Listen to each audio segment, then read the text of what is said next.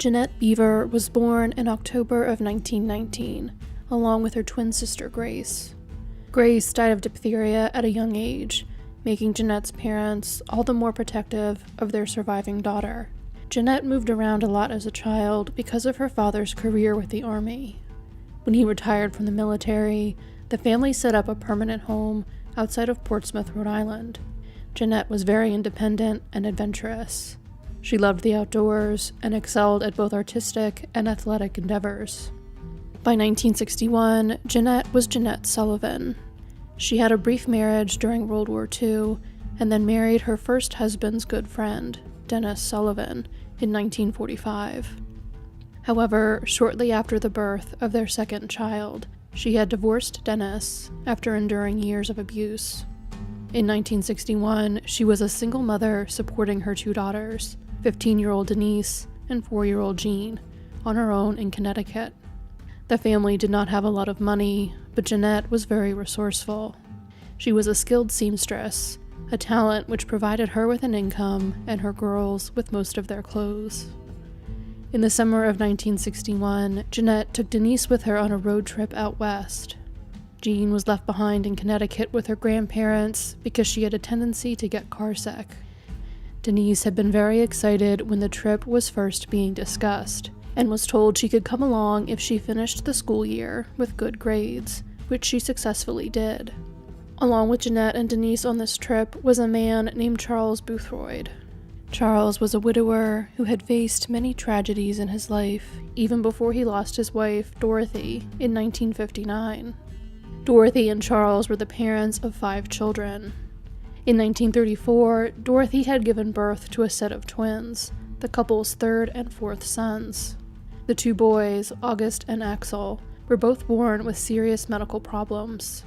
August died just 2 days after his birth, and Axel only lived for a week.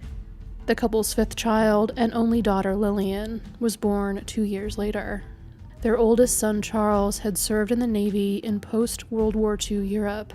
Their second-born son, Albert, tried to follow in his older brother's footsteps, but was rejected from the Navy because of his terrible eyesight. He then tried to join the Army instead. Despite finding that he had 20/400 eyesight and was colorblind, the Army accepted him. Within a year of his enlistment, the Korean War began, and Albert was sent to Korea. He was one of 2,000 American soldiers captured by North Korean and Chinese forces on November 30th, 1950. Albert was declared missing in action, and propaganda reports coming out of China would later list him as a prisoner of war. The Boothroyd family spent years waiting for news of Albert, while hearing reports of the terrible conditions in North Korean POW camps. In August of 1953, the Army notified them that Albert was dead. They would not learn the details of his death until February of 1954. Captain William Shadish was the camp physician at Hofong Camp, where he had been a POW along with Albert Boothroyd. He reported that he had witnessed Albert die of starvation, exposure, and dysentery on January 31st, 1951. Albert's remains were never recovered. Albert's death was devastating to his family, and most likely contributed to his mother's declining health throughout the rest of the 1950s. Dorothy died in 1959, 3 days shy of her 50th birthday. Out of her 5 children, only her son Charlie and her daughter Lillian were alive to mourn her. Despite the fact that Charles Boothroyd was more than 10 years older than Jeanette Sullivan, they had begun seeing each other after meeting at church. Charles soon became a positive figure in Jeanette's daughters' lives, and his family accepted the romance despite the age gap because they felt that he deserved something that made him happy. Charles would later tell Jeanette's daughter Jean that he and her mother had planned to get married once they arrived out west at the end of their road trip. They never got the chance to, though, because that trip was tragically cut short. Jeanette, Denise, and Charles left Connecticut in a Volkswagen Beetle on June 30th, 1961. They made stops in Iowa, Nebraska, and Colorado as they made their way across the country. On July 4th, the trio was in Dead Horse Point State Park in Moab, Utah, where they were able to enjoy the sunset. While they were there, they met a man who was friendly towards them and told them facts about local history. After 2 hours, the man left. When Jeanette, Denise, and Charles were later driving away from the park, they saw the man again, now on the side of the road with the hood of his car up. They pulled over to see if they could help him. Charles got out of the car and walked up to the man, who said he thought he was having generator trouble. Charles went back to his car to get a flashlight, and when he returned, the man pulled a rifle out of his car and pointed it at Charles. When Charles asked him if this was a robbery, the man replied that he guessed it was, and asked for their money. Jeanette Sullivan was furious that the man who they had been so friendly with, and they had stopped to help, had pulled a gun. She got out of the car as Charles was about to hand over the wallet, which contained all of the money they had left for the remainder of the trip, approximately $250. She took the wallet, threw a few bills at the man, and began walking back to the car. The man screamed at her to stop, to which she coldly replied, "You've got your money now. What else do you want?" The man then shot Jeanette in the back of the head. He then turned the rifle on Charles and shot him in the face, just below his right eye. Charles fell to the ground and instinctively used his arms to cover his head. The man shot him a second time, at very close range, in almost the exact same spot. The man dragged Jeanette's body to the side of the road and began walking back to Charles. If he had tried to move him, he most likely would have realized that Charles was miraculously still alive and shot him again. Luckily, he was distracted by the Volkswagen as it began to move. Denise had jumped from the back of the car into the driver's seat. She was only 15, but Charles had given her some instruction on how cars worked, and he had left the motor running, so Denise did her best to use the car to escape. Charles regained consciousness just in time to see the man get back in his car and drive after the Volkswagen. He tried to stand, but his injuries were too severe, and he fell back to the ground. Just a few minutes later, an oil rig foreman named Leonard Brown was driving down the road when another car raced past him, traveling in the opposite direction. A few hundred yards down the road, he passed a Volkswagen on the side of the road, but assumed that the other car he had just seen would have stopped to help if someone needed assistance. Then, less than a mile after that, he discovered Charles Boothroyd in the road, covered in blood. Leonard luckily had a radio telephone in his car for work, and he was able to radio his company's office to ask them to call for help. Leonard then got Jeanette, who was alive but unconscious, and Charles into his car, in hopes of getting them medical help more quickly. On the way, he flagged down a police car on its way to the scene, and the officer gave him an escort as he drove more than 80 miles per hour to the Dr. I.W. Allen Hospital in Moab. Despite his speed, Jeanette was pronounced dead at the hospital. Charles survived despite his extensive injuries. Denise was nowhere to be found. Charles was able to tell police what had happened leading up to Denise's disappearance. He also gave them a description of the man and said that his name sounded like Oregon. Charles was also able to give them a partial plate number for his vehicle, which helped identify which county the car was registered in. The description of the man and the car were quickly spread amongst members of law enforcement, and roadblocks were soon in place in hopes of finding Jeanette's killer and hopefully rescuing Denise. It appeared she had not made it very far trying to drive the Volkswagen before her mother's killer forced it off the road. Police presumed that he had forced Denise into his car, potentially into the trunk. Despite a massive manhunt, aerial searches performed by both the Utah Highway Patrol and local volunteer private pilots, and bulletins being sent out to all law enforcement agencies within 500 miles of the crime scene, the killer, the car, and Denise Sullivan were not seen for days. By noon on July 5th, both Charles and Jeanette's families had been notified about what had happened. Charles's son Charlie contacted Jeanette's parents and assured them he would do everything he could to help find Denise. He and his uncle, Charles's brother Ernest, drove the more than 2,300 miles from Connecticut to Utah, barely stopping on the long journey, unsure if Charles would still be alive when they got to him.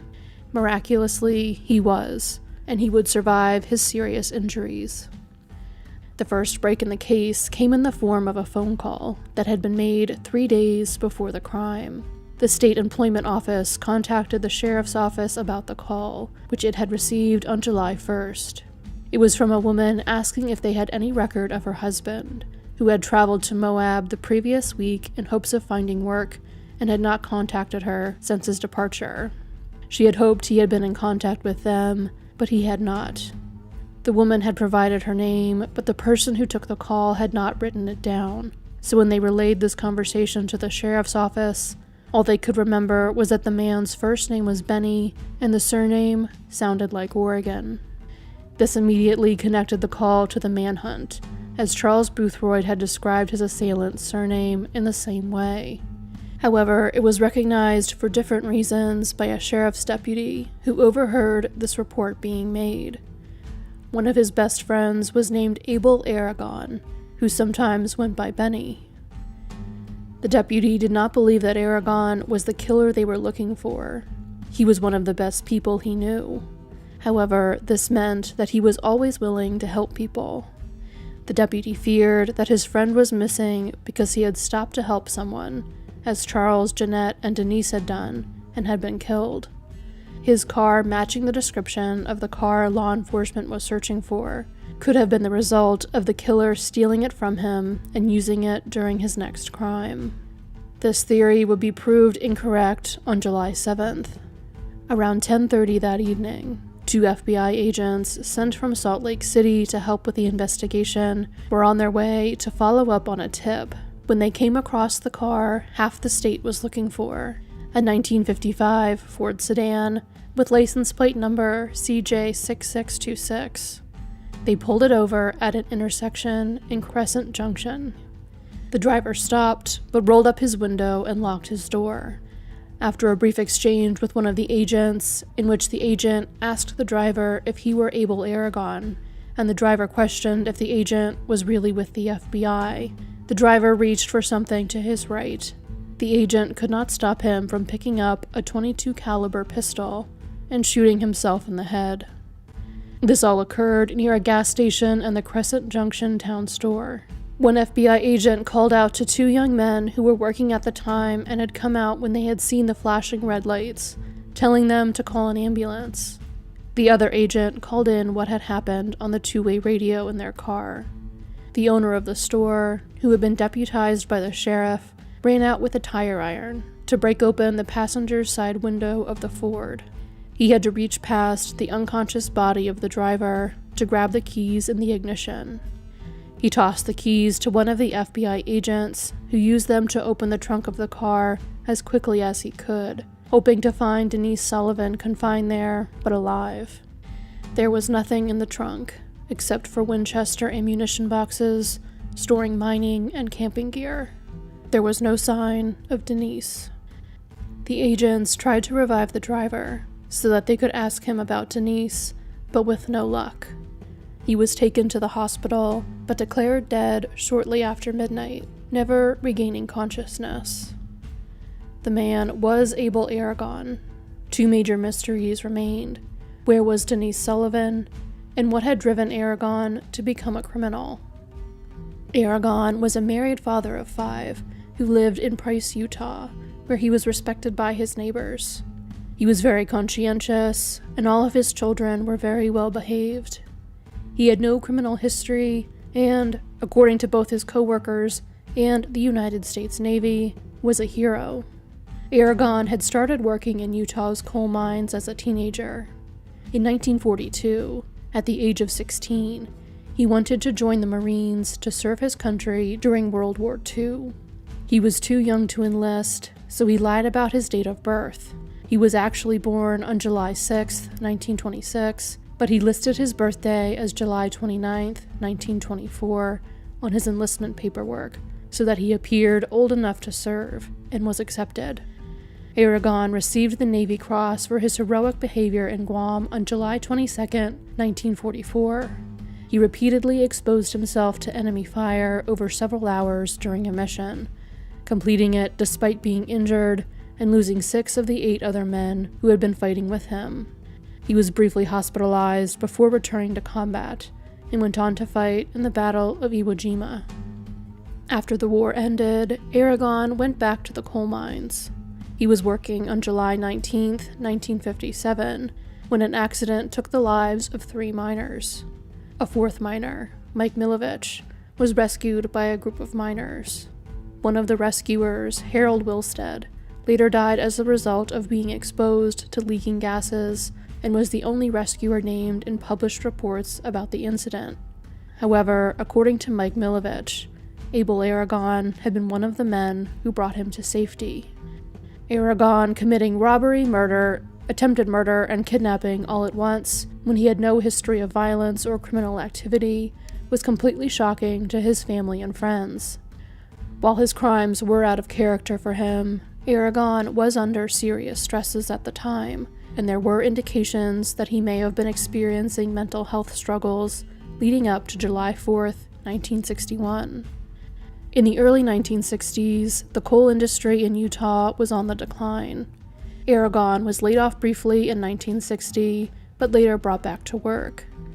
When he was laid off again in early 1961, however, it appeared his coal mining career was really over.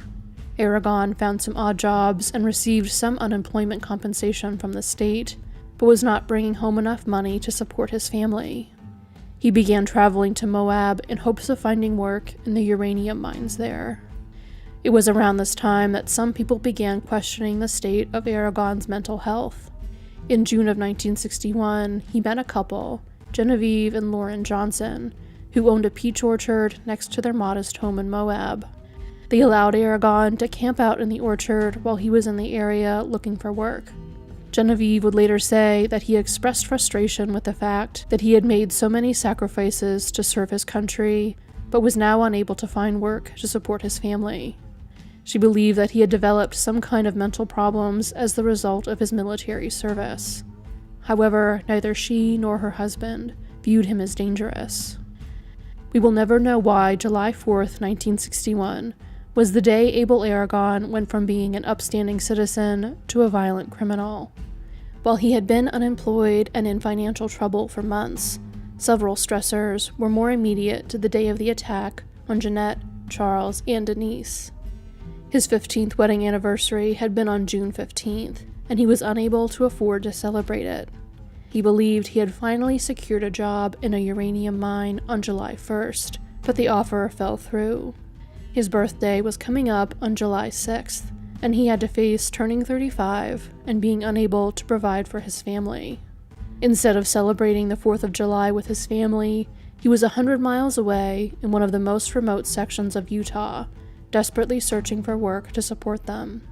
Furthermore, the patriotic holiday may have exacerbated the frustration he felt with the country for allowing a decorated veteran to be without a job. Pondering Aragon's seemingly abrupt decision to turn to crime when all of his legitimate efforts to make money failed is an interesting exercise, but his suicide left investigators with no means of determining his thought process. The more pressing issue they were left with in the wake of his death was, of course, what happened to Denise Sullivan. Authorities treated Denise's case as a kidnapping and operated under the assumption that she was alive and needed to be rescued. This was, of course, the correct view to take, because if Denise were alive, she would be counting on their quick action in order to remain so. However, Charles Boothroyd, who had witnessed Abel Aragon's abrupt embrace of violence, was not as optimistic about the young woman's chances of survival. When asked about Denise by a reporter, he said that she couldn't possibly be alive. As devastating as the idea of Denise being dead was, so were many of the possible alternatives. Immediately after she went missing, investigators feared Denise may be injured but not receiving medical care, psychologically tormented by the man who killed her mother, or abandoned alone in the desert without food or water. Later, when he believed any hope of Denise being alive was truly gone, Charles would say that he hoped Denise at least met her death quickly. and that she had not suffered. The search for Dennise involved multiple law enforcement agencies and dozens of volunteers. Pilots searched from the air, and members of the search team on boats dragged the nearby Colorado River. Despite their best efforts, they did not find Dennise or her body. A few potential clues were uncovered, but whether or not any of them provide information about Dennise's fate remains uncertain. On July 7th, a pair of women's sneakers was found neatly placed along the Colorado River. Because it appeared they had been placed there deliberately, police thought perhaps Aragon had put them there to show that he had placed Dennise's body in the river. Some reports state that these were, in fact, Dennise's shoes. However, this appears to not be the case. The shoes were taken to the hospital where Charles was being treated, and he could not identify them as belonging to Dennise. Later examination of the 8mm film Charles had shot throughout the trip confirmed that the shoes Dennise had been wearing were red, not black, like the shoes found by the river. Witnesses would later report that they had seen Aragon in the area of Polar Mesa in the 2 days after the murders. A search of the area located the weapon Aragon had used to shoot Jeanette and Charles, the clothes he had been wearing, and a shovel. In 1976, Cliff Anderson, one of the volunteers who had searched for Dennise, said in a documentary produced by a local high school that the discovery of the shovel led them to believe that Aragon had killed Dennise and buried her body. Since he had disposed of the shovel with the incriminating evidence, it presumably was evidence of part of his crime. 2 sets of footprints were seen on Polar Mesa near an old airstrip. It appeared that one person was forcing another person, who had small feet, to follow them. However, photographs were not taken and plaster casts were not made of these prints before the high winds in the area blew them away, so it could not be determined whether or not they were connected to Dennise and her disappearance. A vast area was searched for Dennise or any proof of what became of her. However, she in fact may not have made it very far from the initial crime scene. In a 2022 article, journalist Jim Stiles detailed a scenario in which Aragon did not abduct Dennise, and she instead remained close to where her mother had been killed. Markings on Aragon's vehicle, as well as the Volkswagen, indicate that when Dennise tried to flee Aragon in the Volkswagen, he came up behind it and rammed it from behind with his car. When this did not get Dennise to stop, he pulled up and slammed the passenger side of his car into the driver's side of the Volkswagen. Even this did not get Dennise to stop initially. However, there was a culvert up ahead, and Dennise had to stop or else she would have driven into it. As she could not get out through the driver's side door, she would have had to climb over the gear shift and the passenger seat to exit from the passenger side door. It is important to note that whatever happened to Dennise after she exited the car had to have happened very quickly. We know that Leonard Brown arrived at the scene just a few minutes later. We know Aragon would have realized someone was coming because he would have been able to hear the loud car at that distance and potentially see its headlights. Aragon would have realized that he needed to leave quickly. However, we also know that Aragon was not moving very quickly at the time. A witness who saw him just an hour before Jeanette, Charles, and Dennise came upon him on the road reported that he had been limping and seemed to be in pain.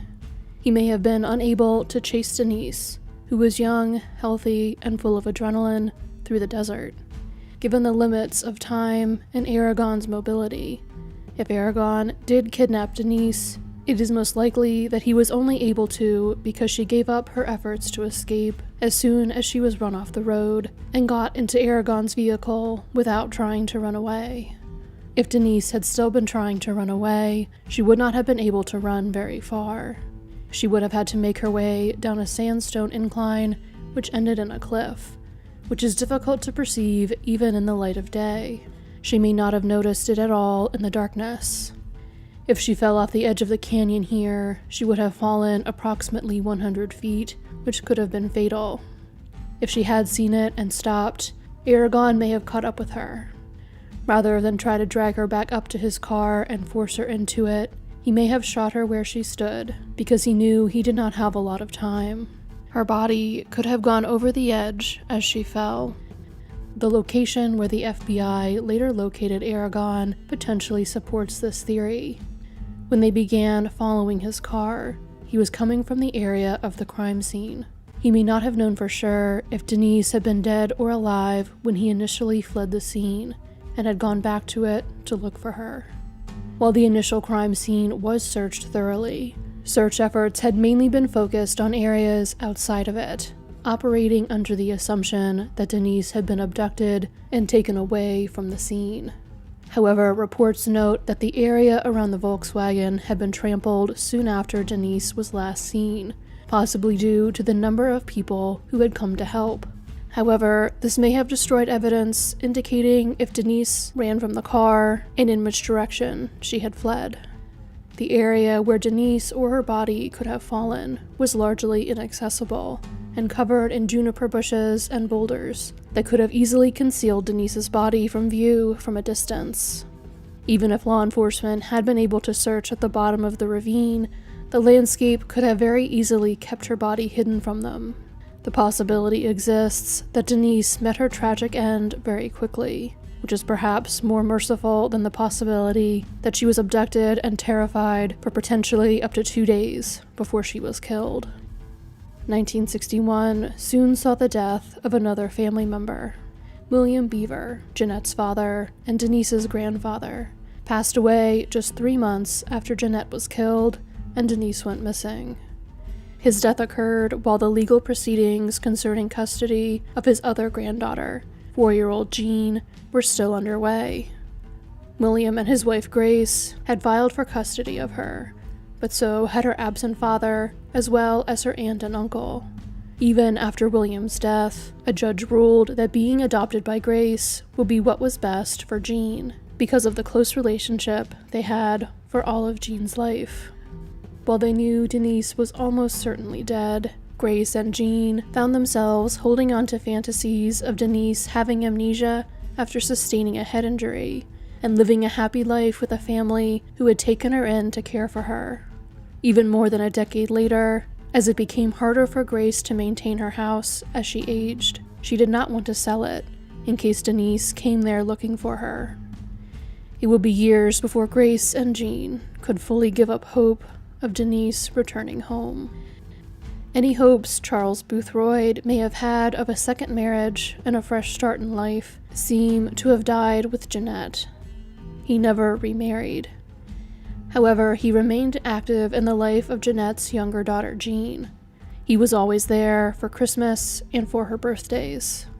Jean was married in 1974, but the marriage soon ended in divorce.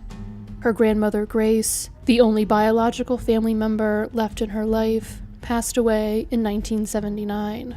When Jean remarried in 1981, she was not without family at the ceremony, however. Charles was there to serve as father of the bride and walk her down the aisle. Charles passed away in 1989. Jean has remained in contact with his granddaughters. Jean and her husband Lawrence celebrated their 40th wedding anniversary in 2021, and Jean is now both a mother and a grandmother. Nevertheless, she struggled for decades, following the loss of her mother and sister. It took her own daughter telling her that she deserved happiness for her to truly embrace all the good things in her life, even though Jeanette and Dennise were not there to share in them with her. Jean does not have any hate in her heart for Abel Aragon, despite what he did to her family. This is in large part due to the influence of her grandmother, Grace. Over the years, Jean would overhear her grandmother talking about that poor woman when discussing the case, referring to Aragon's widow, Eva. As Jean grew older and was better able to understand what had happened, Grace impressed upon her the importance of looking at all sides of the tragedy, not just what had happened to them. She raised Jean to consider what Aragon's family was feeling, even while she herself was suffering. As such, even though she bears the pain of the loss of her mother and sister, she has never borne the burden of hating the man who took them from her.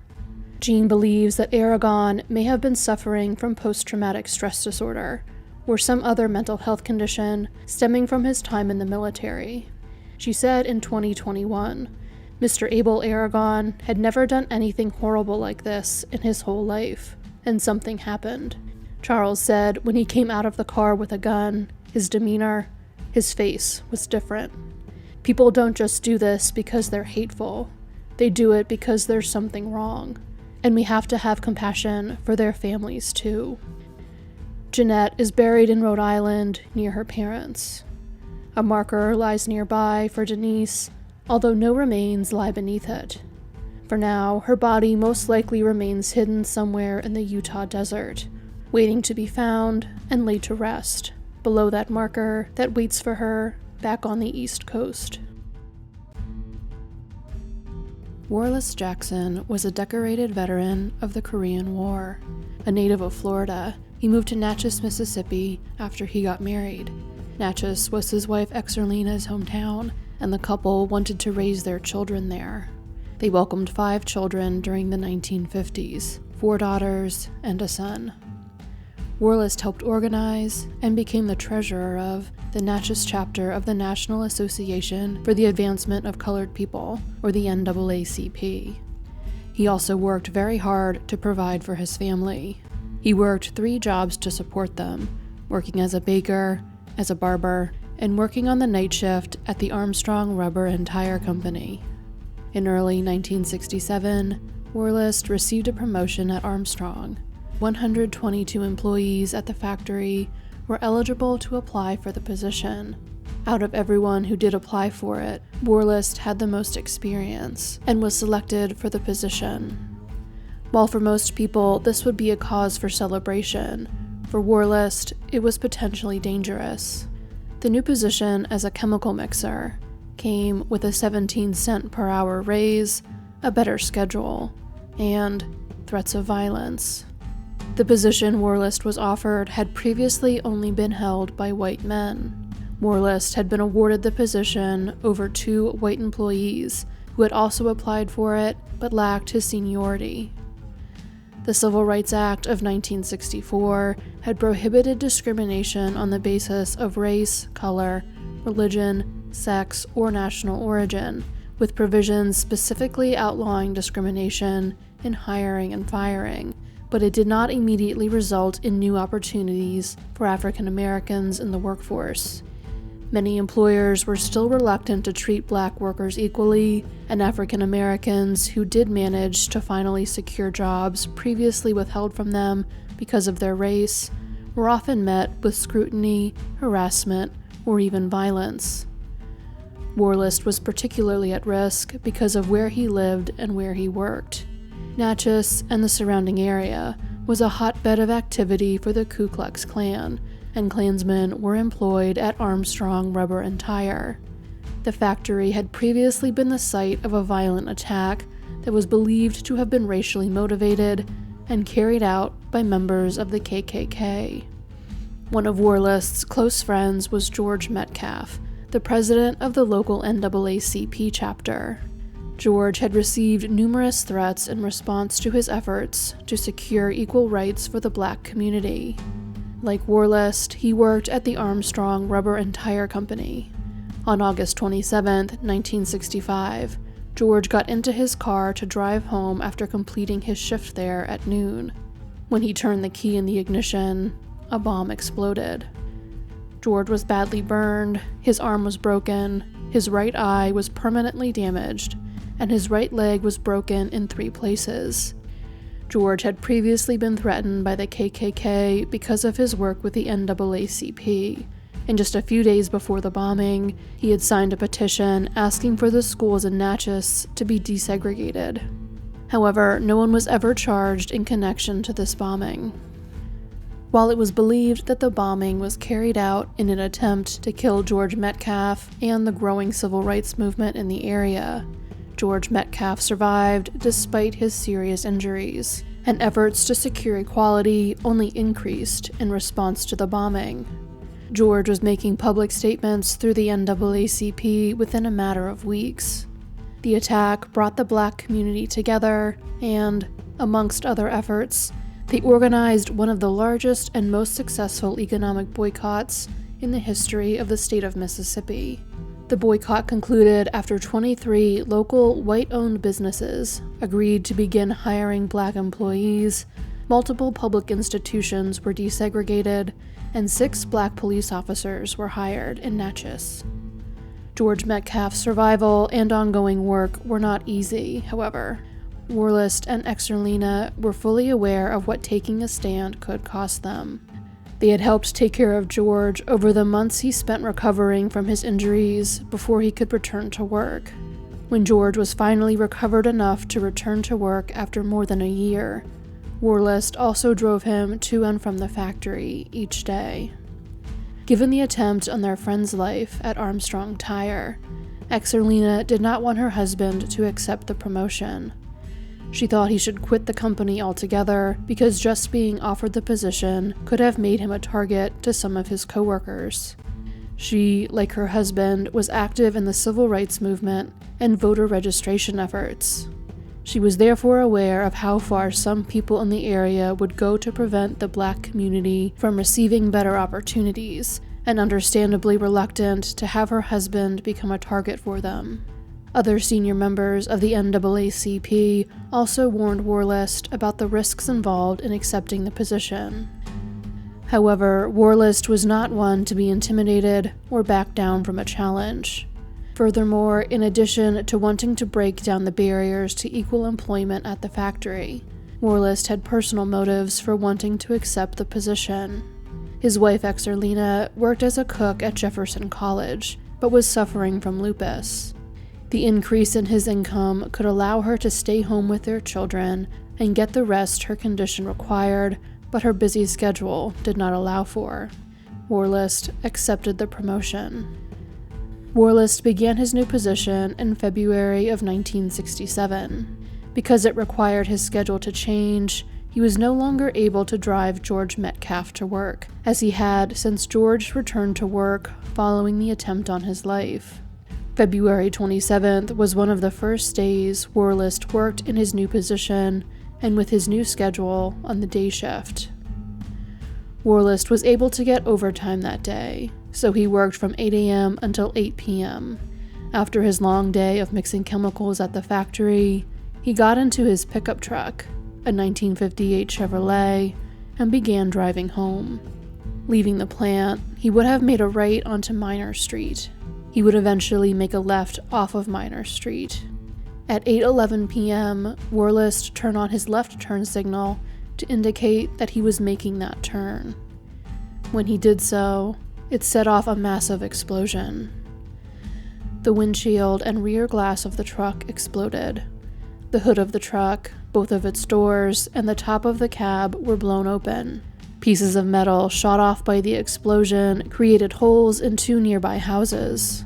Debris from the truck was found up to 150 feet away in the front yards of other homes. Wharlest was taken to a local hospital, but it is believed that he was killed instantly by the explosion. He was 37 years old. Wharlest's promotion was an obvious potential motive for his murder, and the alleged members of the KKK who worked alongside him at Armstrong and therefore would have access to his truck while it was parked outside of the factory were obvious suspects for it. 2 mechanics told the FBI that it would be possible to place a bomb under a truck like Wharlest's and connect the detonator to the turn signal in under 5 minutes. The Natchez Police Department began investigating the bombing immediately, but the murder of a black man campaigning for civil rights in an area where the KKK was known to be highly active soon brought in outside assistance for the investigation. Civil rights, and the violence that was rampant throughout much of the South in response to African Americans trying to obtain them, were a major and contentious political issue at the time.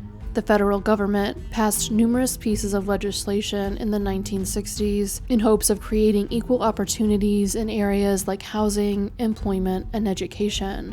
Violent resistance to such legislation was prevalent throughout places such as rural Mississippi, spurred on by violent and racist organizations like the KKK.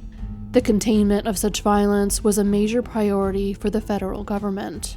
Because of the racism that appeared to be intertwined with the motive for wharlest's murder, it became national news, and the Federal Bureau of Investigation quickly joined the investigation. More than 180 FBI agents from at least 6 field offices were sent to Natchez to work the case. Records show that these agents logged 47,385 work hours investigating wharlest's murder. Approximately 1/3 of these hours were worked overtime, and 10,000 of them were logged within the first month of the investigation. The nature of the murder and the environment in which it occurred made the investigation difficult. The explosive device itself was largely destroyed when it went off, and rain was falling when it did. The rain contaminated the evidence, destroying chemical residue and fingerprints that may have been left on the truck. Since the physical evidence was so limited, the investigation focused mainly on finding eyewitnesses and informants.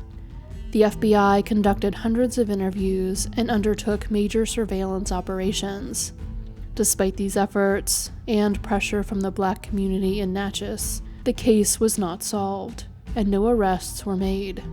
It would be more than 40 years before the case was reopened, and details from the original investigation were made public. On October 8, 2008, the Emmett Till Unsolved Civil Rights Crime Act was signed into law. The act authorized the reinvestigation of cold cases believed to be racially motivated or connected to the civil rights movement prior to 1970. 138 cases have since been reopened by the Department of Justice. Wharlest's murder was the 62nd case to be reopened. Also in 2008, Stanley Nelson, the editor of the Concordia Sentinel, based 12 miles across the state line from Natchez in Faraday, Louisiana, began publishing a series of articles using information he collected during his own 2-year investigation into Wharlest's murder. Mr. Nelson had access to many of the FBI's original files. The Syracuse University College of Law Cold Case Justice Initiative had filed a Freedom of Information Act request to obtain the files, and then shared them with him. These files revealed that the FBI had identified the same man as the lead suspect in both Wharlest's murder and the bombing of George Metcalf's car, 37-year-old Raleigh Jackson Red Glover. In 2009, Donna Robinson, the widow of J.T. Robinson, the chief of police in Natchez, who had investigated Wharlest's murder in 1967, told Stanley Nelson that her husband had told her that he knew Glover was responsible for Wharlest's murder, but he could not prove it. She said that on multiple occasions prior to his death, he had said, in reference to Glover, "That son of a bitch killed Wharlest Jackson." According to the FBI files, Glover was the head of the Silver Dollar Group, a particularly secretive and violent, even by the Klan standards, offshoot of the KKK, dedicated to using violence to prevent the desegregation of schools and public institutions. The FBI has also named members of the Silver Dollar Group as suspects in 5 other murders of Black men in the 1960s.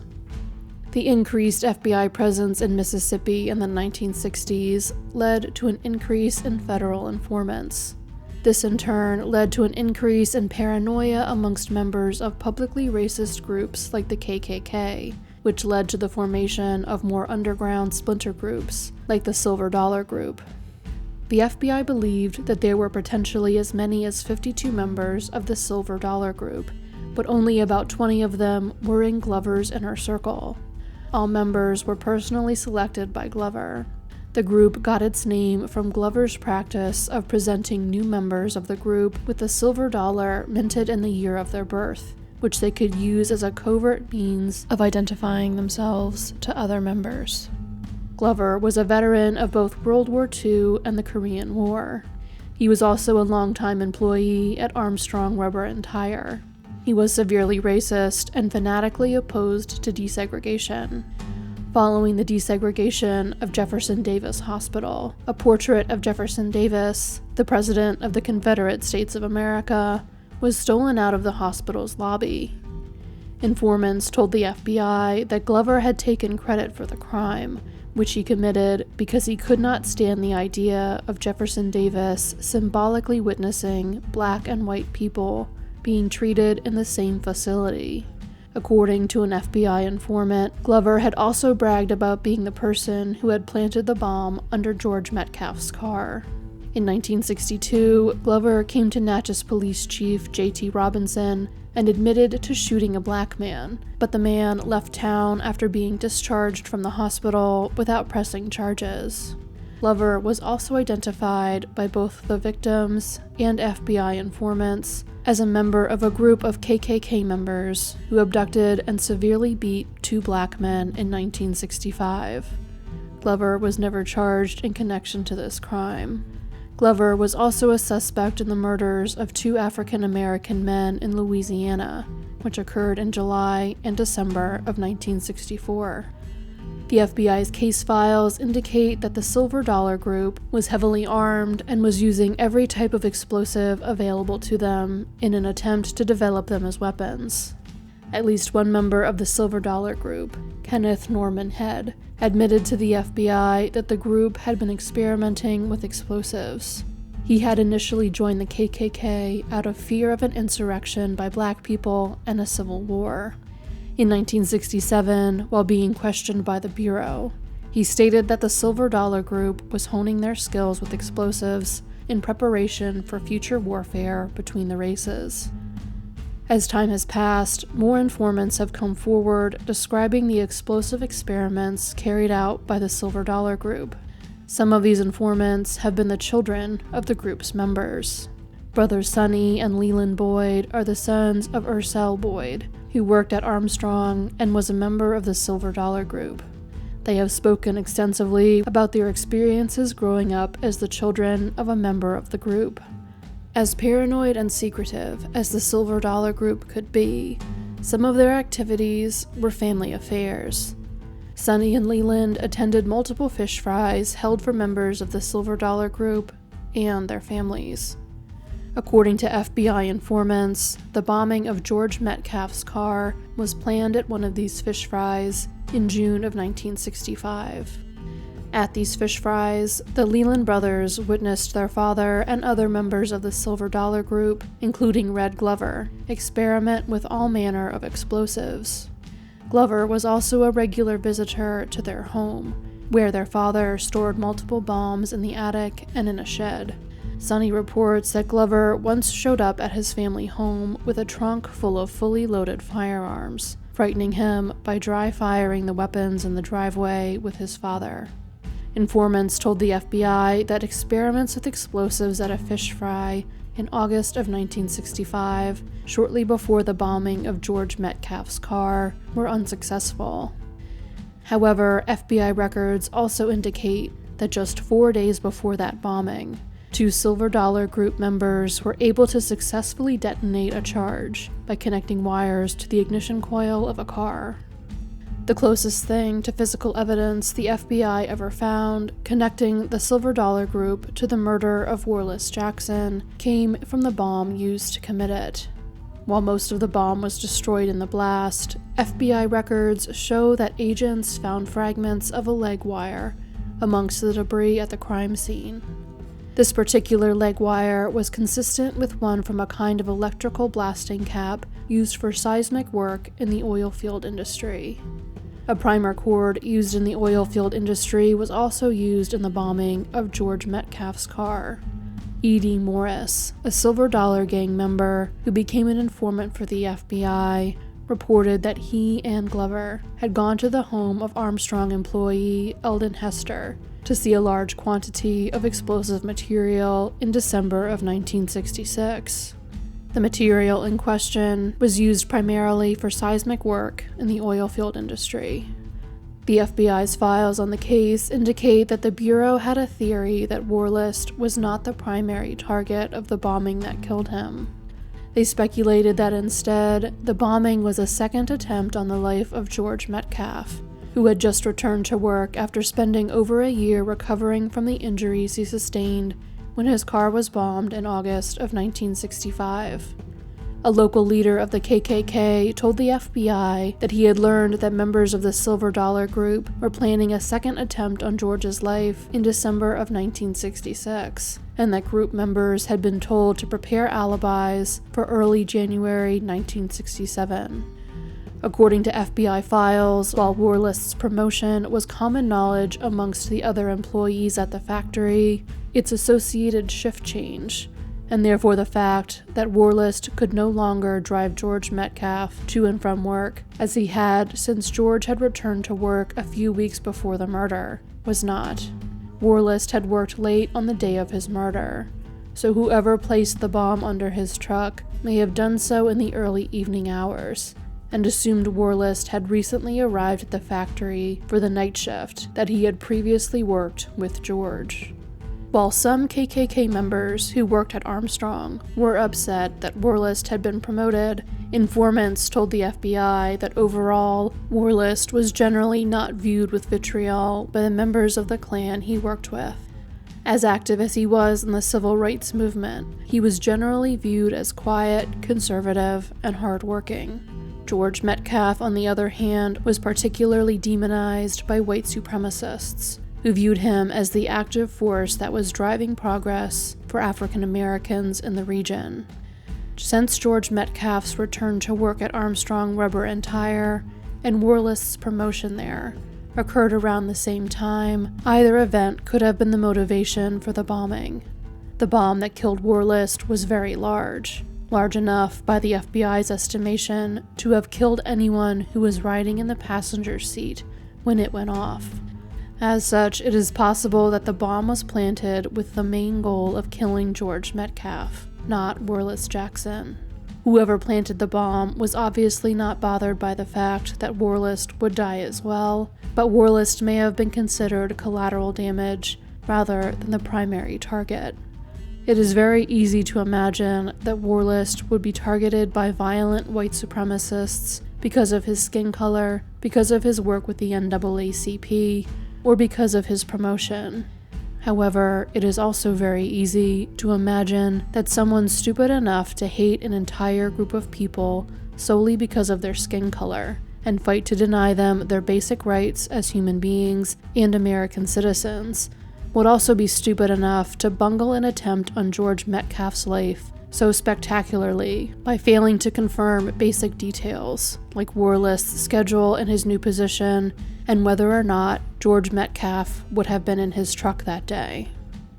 The Silver Dollar Group as a whole, and Red Glover specifically, appear to be strong potential suspects in both the bombing that injured George Metcalf and the bombing that killed Wharlest Jackson. However, all of the potential evidence against them is circumstantial and speaks more to their motive for rather than their actual involvement in the crimes. As such, no charges were ever filed against Glover or any other member of the Silver Dollar Group in connection with either of the bombings. Allegations of, or even admissions to, criminal activity with racist motives by members of the Silver Dollar Group never led to criminal charges for one reason or another, except in one case. In 2007, Silver Dollar Group member James Ford Seal was convicted in federal court of the murders of 2 African American teenagers in Franklin County, Mississippi in 1964. He was the leader of a group of Klansmen who carried out the murders. He died while incarcerated at the Federal Correctional Institution in Indiana in 2011. Glover passed away in 1984 at the age of 62, without ever being charged in connection with any of the crimes he was suspected in. Glover's stepson maintains that the FBI simply fixated on his stepfather without evidence, which is why they were never able to convict him of anything in court. In addition to Glover, the majority of the other known members of the Silver Dollar Group also died before Wharlest's case was reopened. The 2008 investigation failed to identify evidence that would meet the required legal standard to declare the case closed, even if those found responsible were not alive to face charges in court. The new investigation into Wharlest's murder was formally closed by the Justice Department on May 4, 2015, without any resolution. the case remains unsolved. While there is an obvious motive and a strong potential suspect in the case, the Jackson family is still waiting for definitive answers in wharlest's murder. The family is motivated by finding peace for themselves, not by vengeance towards their father's killer or killers, or their families. Speaking about his father's murder in 2008, wharlest Jackson Jr. stated, "I've forgiven my father's killers. I'm not bitter anymore.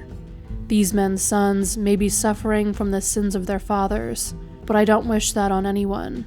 I think it's harder on the people who did this than on us. No rest for the spirit. It must be miserable." They do remain frustrated with the closing of the case and the lack of work being done by law enforcement to finally solve it. wharlest Jr. stated in 2015, "A lot of people have tried to push my daddy's death under the rug.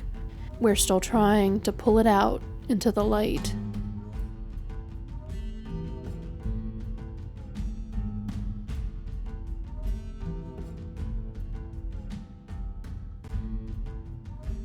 Life did not go quite to plan for Johnny Donaldson after he graduated high school. He had enrolled at Hartwick College in upstate New York, but had struggled academically. He had to withdraw from school in December of 1977 because of failing grades.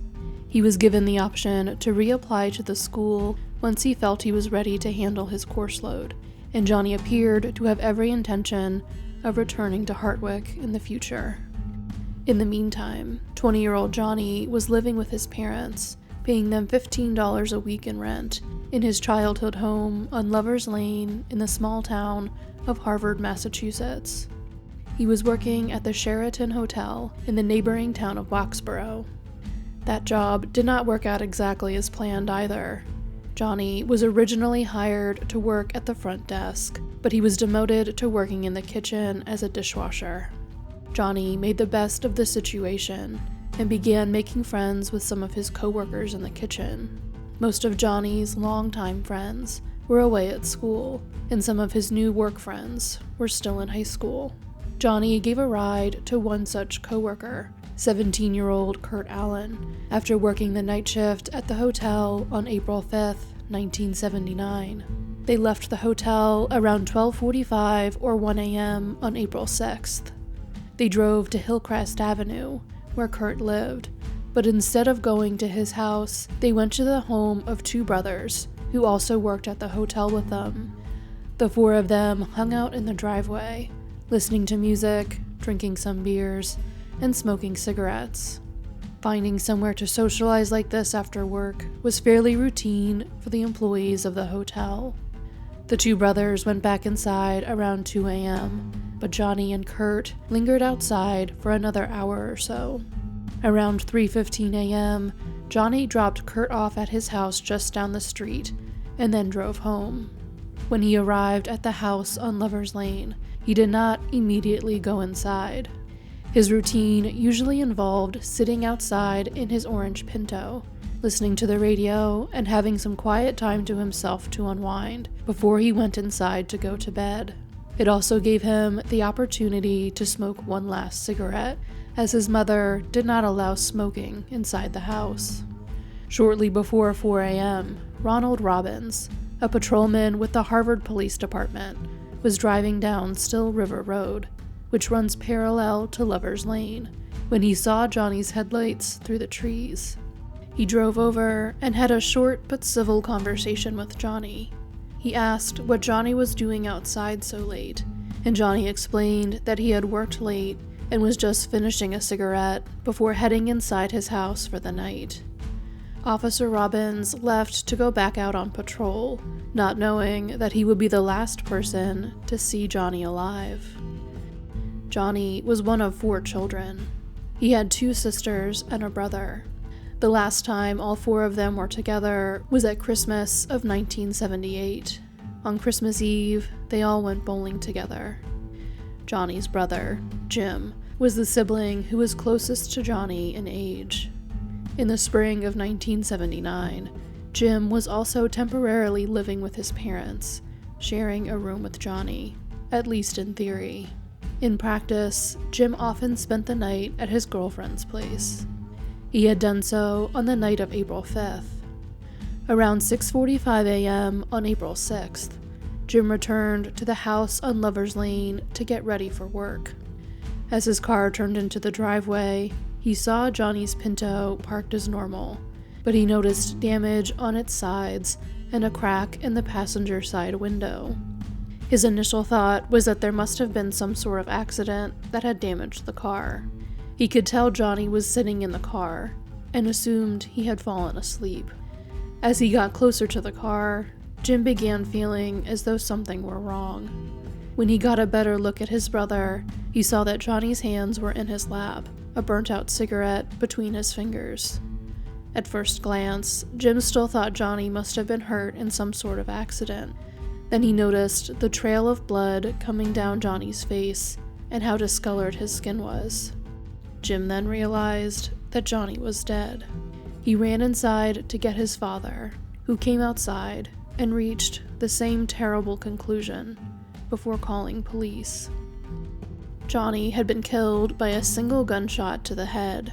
A bullet had gone through his left cheek and pierced his brainstem. The medical examiner believed Johnny had been killed instantly. Johnny had not turned his head, making it appear that he had not heard the shot or anyone approaching. He may have fallen asleep after speaking to Officer Robbins. His time of death was placed between 4 and 5:30 a.m. The bullet that killed Johnny had been shot by a .22 caliber rifle. Shell casings from a .22 caliber rifle were also found between the car and a stone wall at the bottom of the driveway. They had been shot from a distance of approximately 60 feet. Shell casings from a .22 were also found in a backyard shooting range on Hillcrest Drive, the street where Johnny had been hanging out with his friends a few hours before his death, but they were not a match to the shell casings from the crime scene. .22 caliber shell casings that were a match to the ones from the scene were found at several locations not far from Lover's Lane.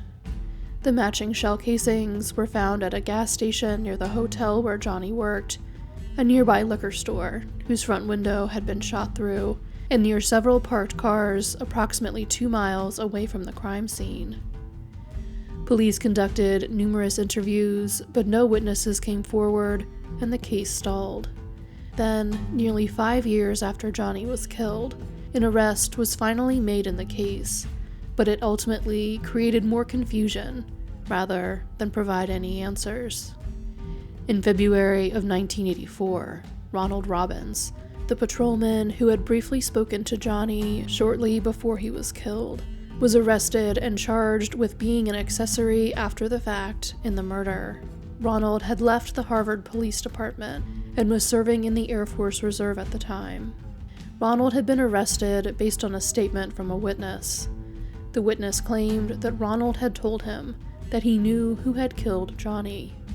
However, the witness was facing a drug charge at the time and was only willing to work with police in connection to Johnny's case if his case were dropped. When his charge was not dropped, he stopped cooperating.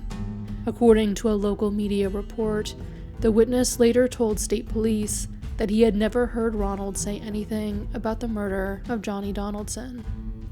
At a hearing in May of 1984, Assistant District Attorney Brian J. Buckley acknowledged that the witness had changed his story and that there was insufficient evidence against Ronald Robbins. The presiding judge ruled that there was no evidence of Ronald's guilt. Ronald later sued the town of Harvard and members of the police department for being wrongly arrested and charged. He reportedly received a $40,000 settlement. The case then truly went cold, despite the best efforts of the Donaldson family. Over the years, the case would be reassigned to numerous detectives, and occasionally they would investigate a potential suspect, but nothing ultimately came from these efforts. When Johnny's family was able to meet with investigators in person, they would receive sympathy, but no concrete plans for resolving the case. In 2005, Johnny's brother Jim was allowed to see some of the files in the case. He believes that some potential leads have not been thoroughly investigated. An informant for the Drug Enforcement Administration was working at the Sheraton where Johnny worked. The informant had reported that 2 of Johnny's friends from work were upset with him because he owed them money. In a later interview with the Boston Globe, one of these friends denied this, saying that Johnny had not owed either of them money. However, if the DEA were interested in what was going on at the Sheraton, it implies that there was suspected drug-related activity at the hotel. This means that Johnny could have seen or overheard things that could have incriminated others, potentially giving them a motive to kill him. However, Johnny's siblings have also come to believe that there is a chance Johnny's death may not have been a cold-blooded murder.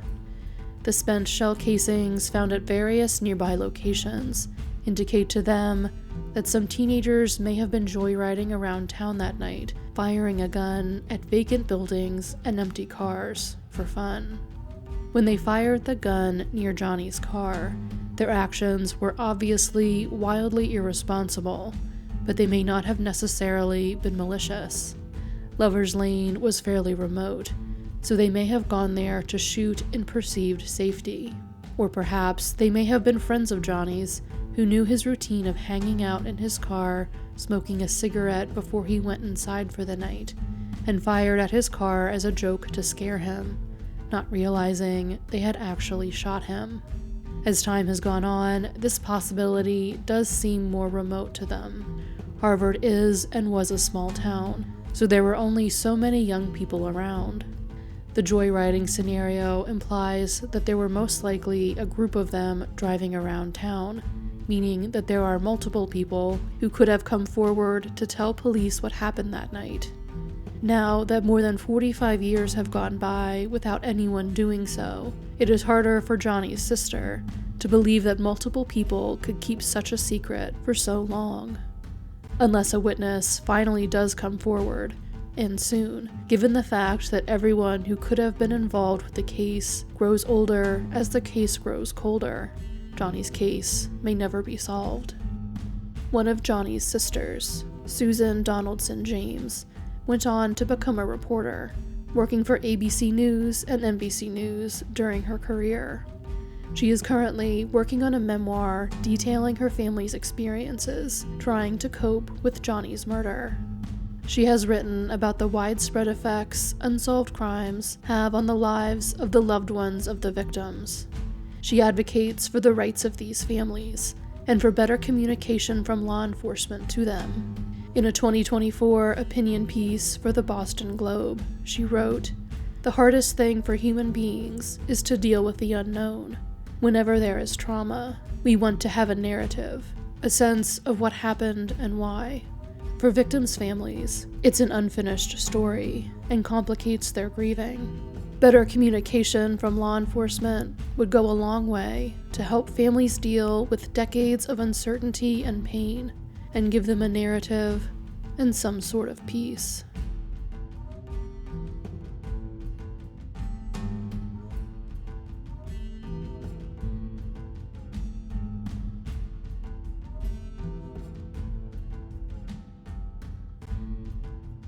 In 1954, Phoenixville, Pennsylvania was still a small town, a place where residents of Philadelphia could make a day trip and feel like they had been transported to the countryside. Central to the town's economy was the Phoenixville Iron Works, which brought a large number of Eastern European immigrants looking for work to town. These immigrant families and their descendants largely shaped the culture of the quiet town. The Keota family was one such family. Their surname had been anglicized from the much more obviously Slavic name of Kotik. Wasil and Teodosia Keota were parents to a son and 6 daughters.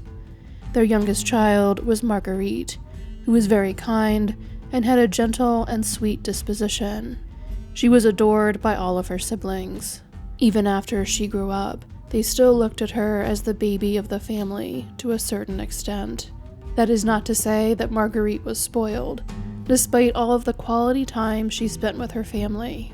She was close with all of her siblings, even her oldest ones, after they left home while she was still very young, and they all enjoyed spending time with her. Because she was the youngest of the Keota siblings, Marguerite was fairly close in age to the oldest of her nieces and nephews. Her oldest nephew, Bill Gore, was just 9 years younger than Marguerite.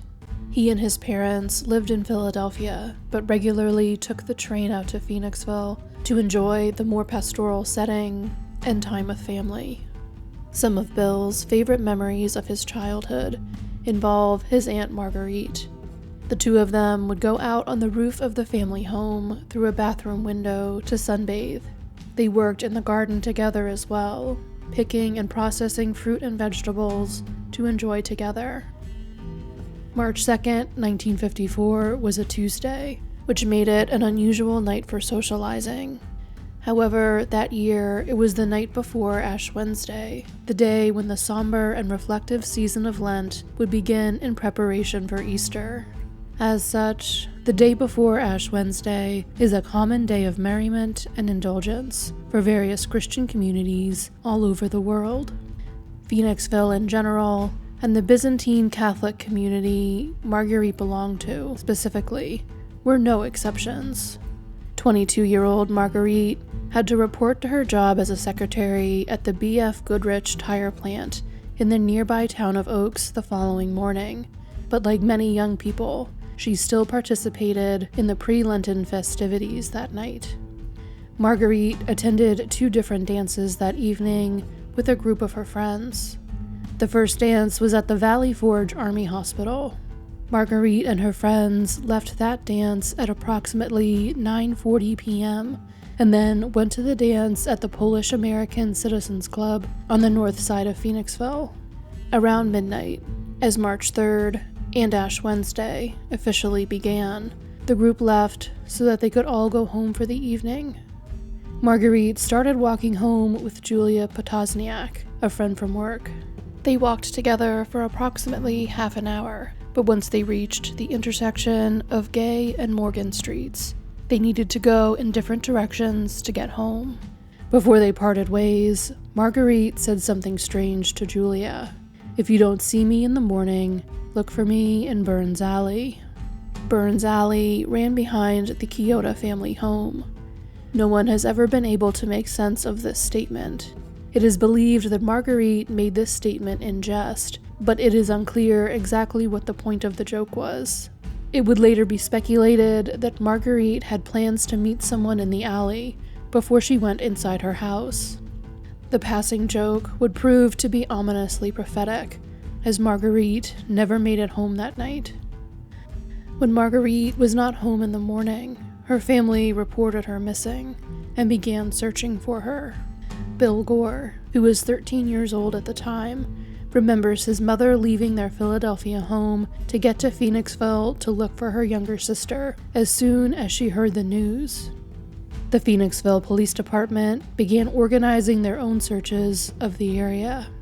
Police had good reason to be concerned about Marguerite's well-being very early into the investigation into her disappearance.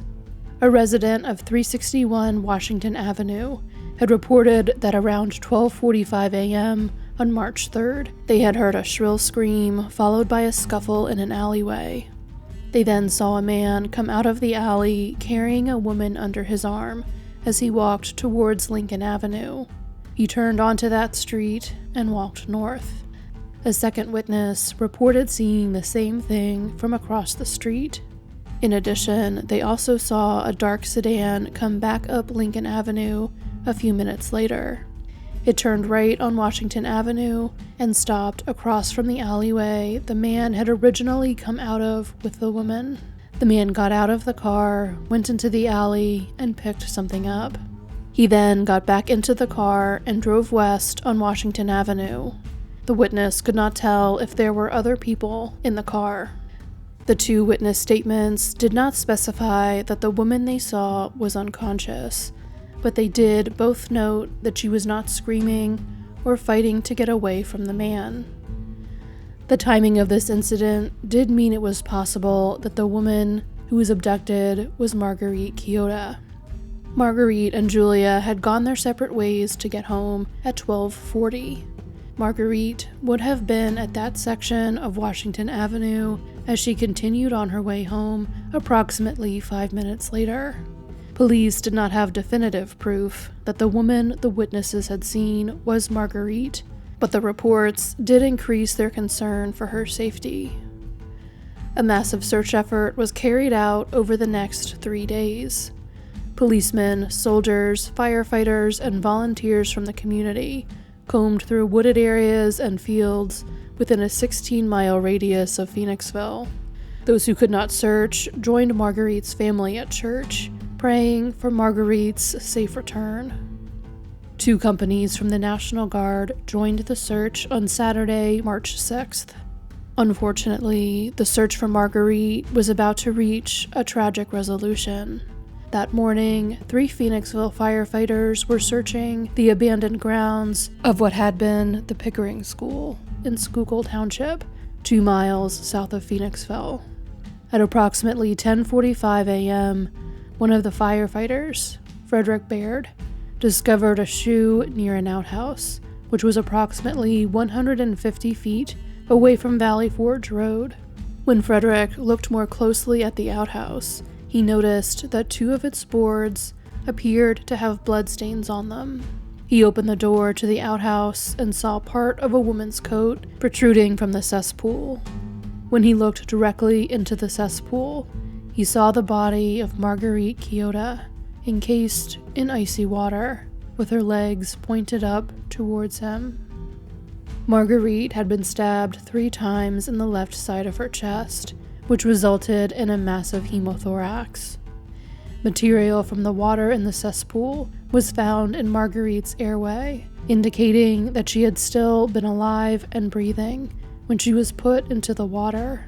She was still wearing the clothes she had been wearing the night she disappeared. Her brown purse was found on top of her, and the watch on her left wrist had stopped at 1:25 on the morning of March 3rd. Marguerite also had superficial abrasions to both the left side of her neck and to the right side of her face.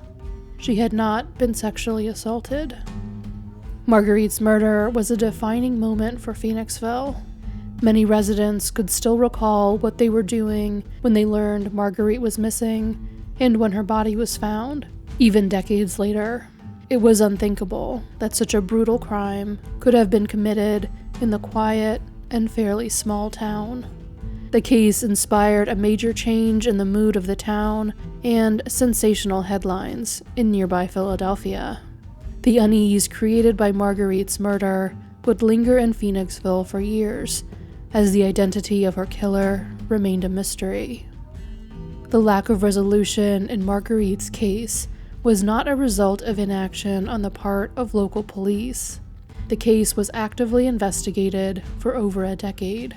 Police interviewed every man Marguerite danced with on the night of March 2nd, and every man they could find who had danced with her at earlier USO dances at the Army Hospital. Because of the ironworks and the Army Hospital, many people who had come to Phoenixville for work and treatment left town in the years following the murder, and investigators traveled all over the country to interview them. Numerous suspects were developed, but just as many were eliminated.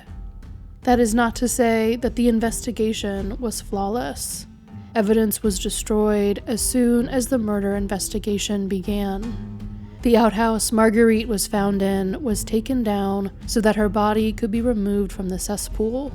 It was then taken apart and disposed of before the police crime lab team that had been sent from Philadelphia to the crime scene could make it there. As such, all potential evidence from it was lost.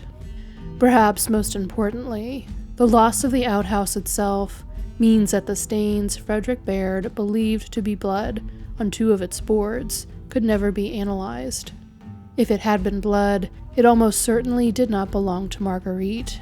While she was stabbed 3 times, the bleeding caused by these wounds was almost exclusively internal. There had been no blood on Marguerite's clothing, and there were no indications at the crime scene that she had been stabbed. That fact was not discovered until her autopsy was performed. If the stains were blood, they potentially could have been from Marguerite's killer. If that were the case, and the boards, or samples from them, were properly preserved, DNA testing may have been able to solve the case in the future. Numerous documents and pieces of evidence have also reportedly gone missing from the case file. Allegedly, a list of 25 potential suspects was missing from the Phoenixville Police Department's files when the state police reviewed the case. A rumor spread that the list had been disposed of because one of the potential suspects was a prominent member of the community who did not want to be associated with the murder. There is also the matter of why the Phoenixville Police Department was assigned as the primary investigative agency on the case in the first place. Technically, the state police had jurisdiction in the case because Marguerite went missing in one township and her body was found in another. While the state police played a role in the investigation at various points, the Phoenixville Police Department, which had a much more limited staff, remained the primary agency for an unknown reason. Fred K. McInnes, the Phoenixville police chief at the time of the murder, was asked why the case had been assigned to his department during an interview with the Philadelphia Inquirer in 1990, when he was 82 and living in a retirement home. He could not remember the circumstances of the case being assigned to the Phoenixville police over the state police. Another aspect of the case, which could have been an oversight, but has given rise to a number of concerns, is the lack of a public coroner's inquest into Marguerite's murder. Following the murder, Chief McInnes and Deputy Coroner Cooper T. Bishop stated that a public hearing would be held to examine the evidence and determine the known circumstances around Marguerite's death. Bishop filed a coroner's bill on March 31, 1954, that listed the inquest as pending. However, 2 weeks later, Bishop filed another document which stated that a public inquest was not necessary in the case because there was no lawful violence or suspicious circumstances attending the death of said decedent. This is obviously incorrect, but by the time this document was publicly reported on in 1990, Bishop was dead, so there was no way to ask him about what circumstances or mistakes led to him filing such a document. While we will never know why this document was filed, we do know that a public inquest was never held because of it. Such a hearing almost certainly would not have led to the case being solved in 1954, but it presumably would have resulted in an official record of all of the evidence available at the time, which could have helped future investigators. It should be noted that none of this information is being presented to imply wrongdoing on the part of the police. The case is full of missing pieces and unanswered questions, but this is unfortunately common in cases that have gone unsolved for decades. Since we have so many unanswered questions about the case and the investigation, it is of course possible that someone in the department covered things up for someone, but it is also of course possible that no such interference occurred. It is still worth looking at all of these frustrating aspects of the investigation because they are at least part of the reason why Marguerite's murder has remained unsolved. Phoenixville Police Chief Joseph Kane began actively investigating the case again at the beginning of 1975. He soon said that he had a strong suspect and that an arrest in Marguerite's case could be imminent, but the investigation soon stalled again. The following year, he stated that his department had two main suspects. One of them was a man who had since committed suicide in Puerto Rico, and the other had gone missing in Florida. Chief Kane was more interested in the latter suspect, as he believed the suspect had access to the type of instrument used to stab Marguerite. He had consulted with outside experts who had examined the autopsy findings. They had come to the conclusion that the weapon used to stab Marguerite was a double-sided surgeon's awl. Unfortunately, the Phoenixville Police Department did not have the resources to travel to follow up on these suspects in Florida or Puerto Rico.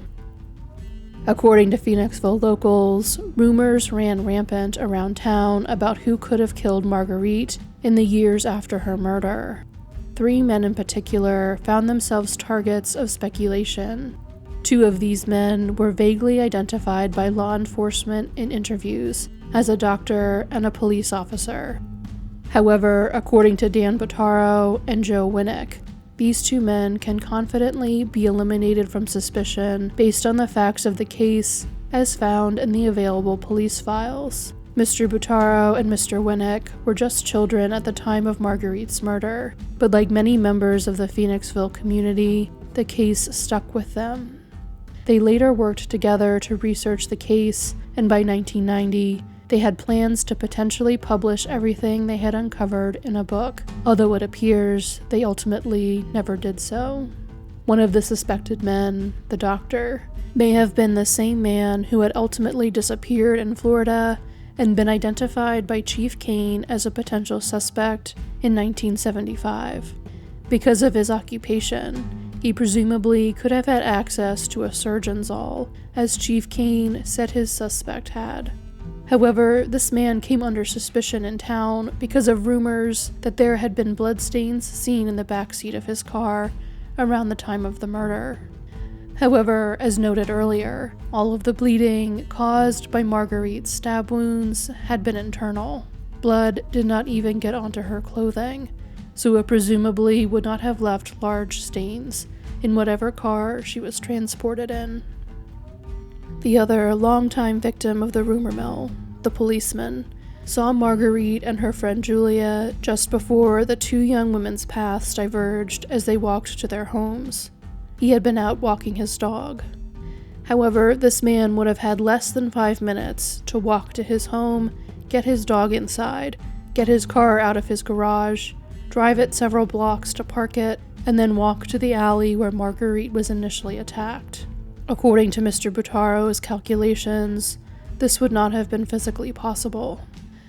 The policeman did speak about Marguerite's death shortly before his own death, sometime in the late 1980s. He said that he had not killed her. Like many Phoenixville residents, he was simply still haunted by Marguerite's tragic death, even after more than 30 years. Marguerite's family was devastated by her death. Her sister, Bill Gore's mother, had a nervous breakdown after the murder. She spent the rest of her life still speaking of the little sister she lost and wishing she had some answers about her murder. Shortly before she died in 1998, she told Bill, "Nobody has done anything, and I'm ready to die. I don't know what happened. I want somebody to tell me something."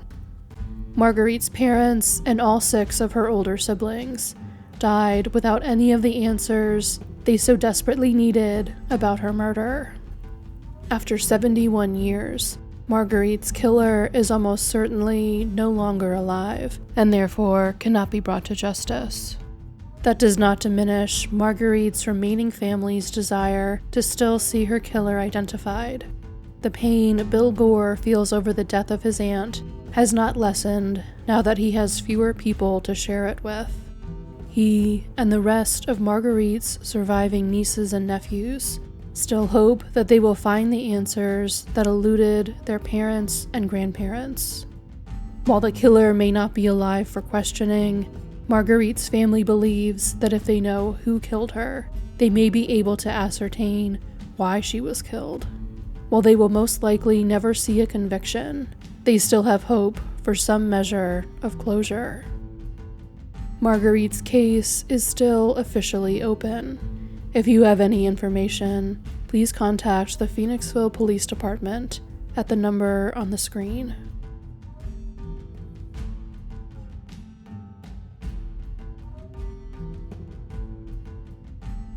Hunting season had not yet begun in Buncombe County, North Carolina, on September 7th, 1997.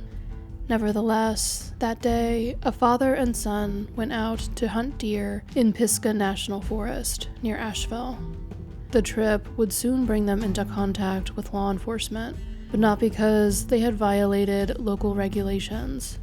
Instead, they were about to open a new chapter of a months-long mystery. Near the Stony Point picnic area, around 4 p.m., they discovered a partially buried human skeleton. The Buncombe County Sheriff's Office came to the scene to investigate. Some of the bones had been scattered around a 100-yard area by scavenging animals. The majority of the skeleton was, however, still contained in the Long John-style insulated underwear the person had been wearing at the time of their death, along with blue jeans and hiking boots. Nearby, investigators found a blue vinyl backpack full of winter clothes and a shirt that had been buried in the ground. While there was cash in the backpack and in the pocket of the shirt, there were no credit cards or pieces of identification to help the sheriff's office determine whose bones had been discovered in their jurisdiction. The remains were sent to the North Carolina Medical Examiner's Office in Chapel Hill. There, the medical examiner ruled that the skeleton belonged to a homicide victim. This determination was based in part in the circumstances in which the remains had been found. They had been wrapped in a blanket and then buried, something the deceased person could not have done to themselves after their death. Furthermore, slashes and punctures in the bra found with the remains indicated that the victim had been stabbed to death. In terms of identifying the victim, the medical examiner determined that she was a white woman, most likely between the ages of 40 and 55. She had severe arthritis in her right knee. She had undergone extensive and expensive dental work, which could be used to identify her, but they would need dental records to match the work to in order to do so. Luckily for investigators, a man named Dr. Parker Davis saw an article about their Jane Doe that had been published on September 9th in the Asheville Citizen-Times. Dr. Davis worked as an emergency room doctor at Angel Medical Center in Franklin, North Carolina, approximately 65 miles west of Asheville. His hospital had previously received a flyer about a missing woman. Dr. Davis believed that the remains discussed in the article could potentially be those of the missing woman. He therefore faxed the newspaper article to the investigating agency on September 25th. They followed up on the lead, and eventually, dental records confirmed that the remains were those of 50-year-old Judy Smith. While the identification solved the mystery of whose remains had been found in Pisgah National Forest, it added an entirely new level of confusion to Judy's disappearance. While her family now had some answers about what had happened to her, they had so many more mysterious questions now. Most importantly, how had Judy ended up in North Carolina? She had disappeared more than 600 miles away in Philadelphia, Pennsylvania. The story of Judy's disappearance began even farther away, in Boston, Massachusetts. Judy lived there with her husband, Jeff Smith. Judy and Jeff had both been married before. Their marriage was Judy's third and Jeff's second. Jeff had a daughter, and Judy had both a son and a daughter from her second marriage.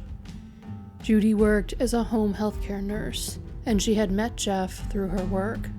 Back when she was still using her second husband's surname and was known as Judy Bradford, Judy had been hired to care for Jeff's father after he returned home from the hospital after having a cancerous growth removed from his throat. Jeff immediately appreciated Judy's bright personality and practical nature. On one of the first occasions he met her at his father's house, he watched in admiration as Judy climbed up on a chair to hang an IV bag from a curtain rod when faced with the lack of an IV pole. Jeff also worked in healthcare, but as an attorney.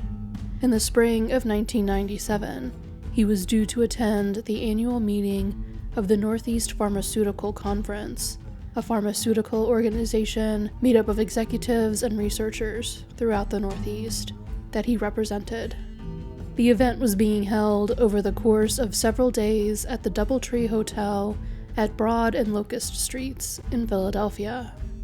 Judy had never been to Philadelphia before and wanted to see some of the sights, so she and Jeff decided to make the trip together. They then planned to visit friends in New Jersey after Jeff's work at the conference was complete. On April 9, 1997, the couple went to Logan International Airport to board a flight to Philadelphia together. Things started to go wrong with the trip almost immediately. Judy did not have her driver's license and would not be allowed to board the plane without photo ID. Jeff had a meeting at the conference that afternoon, so he and Judy decided that he would leave on the 3:30 flight as scheduled, while Judy returned home to get her driver's license. She planned to return to the airport to hopefully get a seat on a later flight and meet Jeff at their hotel in Philadelphia after his meeting. Judy was able to catch the 7:30 flight and arrived at the DoubleTree around 10 p.m. She got a room key from the front desk and met up with Jeff in the lobby. She arrived with a bouquet of flowers and an apology for her forgetfulness for him. Before they went to bed that night, Judy told Jeff about her sightseeing plans for the following day while he was at conference functions. He would be busy with obligations all day, but he made plans with Judy to meet her at their hotel room by 5:30 p.m. so that they could attend a 6 o'clock cocktail party together. The following morning, April 10th, Jeff woke up before his wife. He went downstairs to eat the hotel's complimentary breakfast. He came back to the room to see Judy around 9 a.m. and found her in the shower. After he told her about the breakfast offerings, she joked that she should run down just as she was, naked and dripping wet from the shower. Jeff confirmed their plans for the evening and then left for the day's opening session. Jeff moderated the final panel of the day and then returned to his hotel room to meet up with Judy before the cocktail party. He arrived at 5:30 and was surprised to find that Judy was not there. Judy was very punctual and always arrived places early because to her, getting somewhere right on time was actually running late. When 6 o'clock arrived, he considered the possibility that there had been a misunderstanding, and Judy thought they were meeting at the cocktail party. Jeff went down to the room where the party was being held, but did not find his wife there. At 6:15, he asked a hotel concierge for help, and they began calling local hospitals. Jeff spent the next 45 minutes going between the party and his hotel room, hoping that Judy would eventually show up at one of the two locations. She never did. It was not inconceivable to Jeff that Judy could be delayed, because Judy was always willing to use her nursing skills to help those in need. The previous year, while on a flight to Florida, she had volunteered to give emergency assistance to a fellow passenger who had AIDS and had become seriously ill. However, it was inconceivable that she had not called the hotel to let him know that she was delayed. Judy had told Jeff that she would be spending the day using the Southeastern Pennsylvania Transportation Authority's Flash Downtown Loop, a bus service designed to transport tourists between the major points of interest in downtown Philadelphia, like the Liberty Bell and Independence Hall. Jeff got in a cab and told the driver to drive along the route the Flash bus drove, going as slowly as possible so that he could look out the window for his wife. Much to the annoyance of the cab driver, he saw no sign of Judy. Jeff spent the rest of the night stopping at his hotel to see if Judy had come back and then going out to new places to look for her. He visited the stations of both the 6th and 9th police districts, as well as Jefferson Hospital. He had planned to visit every hospital on a list given to him by a police officer, but a nurse at Jefferson offered to call all of them for him to see if Judy had been admitted as a patient since the concierge had last called, or if she had arrived with someone she had given aid to. Jeff called his daughter and his stepchildren to see if Judy had called them, but they had not heard from her. Jeff returned to the 9th District Police Station at midnight thinking he could now formally report his wife missing. He was incorrect. The officer at the station told him it was too early to file a missing persons report. At best, they could potentially take the report after 9 a.m., 24 hours after Jeff had last seen Judy, although trying to do so would still be pushing his luck. At this point, Jeff was very frustrated with the lack of interest the police showed in trying to help him find Judy, so he decided to take advantage of some of the connections he had through his work for the Northeast Pharmaceutical Conference. Both Philadelphia Mayor Ed Rendell and Representative John Purcell, the Speaker of the Pennsylvania House of Representatives, were speaking at the conference. Jeff reached out to an official from the conference to see if they could ask for help from the politicians. What exactly happened behind the scenes is unclear, but Jeff was soon invited to file a missing persons report by the Philadelphia police. According to Jeff, the police now seemed much more eager to help. That being said, for several days, at least one detective assigned to the case seemed fixated on the idea that Judy had just run off on her own to get attention. In a Boston Globe article published on April 14th, the detective acknowledged that Judy does not seem to be the type of person to just disappear, but also stated that it is not uncommon for a person of this age to have a midlife crisis and disappear for a few days just to see if anyone misses them. Judy's loved ones did not believe this was the case. It was out of character for Judy, and it did not make sense that she would choose to disappear from an unfamiliar city after traveling there with her husband, when she could have just stayed home during his conference and left from her home, giving her a few days head start to get away before he came home and realized she was gone. Judy's children arrived in Philadelphia to help search for their mother. They spent days walking and biking around the city looking for Judy, or any witnesses who may have seen her. Judy carried a distinctive red backpack, which did help witnesses remember her. A hotel employee remembered her asking where to catch the flash bus. A driver on one of those buses did remember her boarding his bus at Front and South Streets sometime in the early afternoon. She got off the bus near her hotel. Later, she was seen entering and exiting a Greyhound bus terminal. It is believed she either just went in to use the restroom, or she was looking into the bus routes that ran from the terminal to Chinatown, as she did love Chinese food. Judy's family was concerned that she may have hit her head or undergone some sort of trauma that had left her with amnesia or in some sort of dissociative state. Potential sightings of her indicated that these fears may have been merited. There was a potential sighting of her at 3 p.m. on the day of her disappearance, near the intersection of Broad and Locust Streets. This is the earliest sighting where the witness claimed Judy was acting disoriented. 24 hours later, there was another potential sighting, and again, the woman believed to be Judy was acting strangely and as though she were disoriented.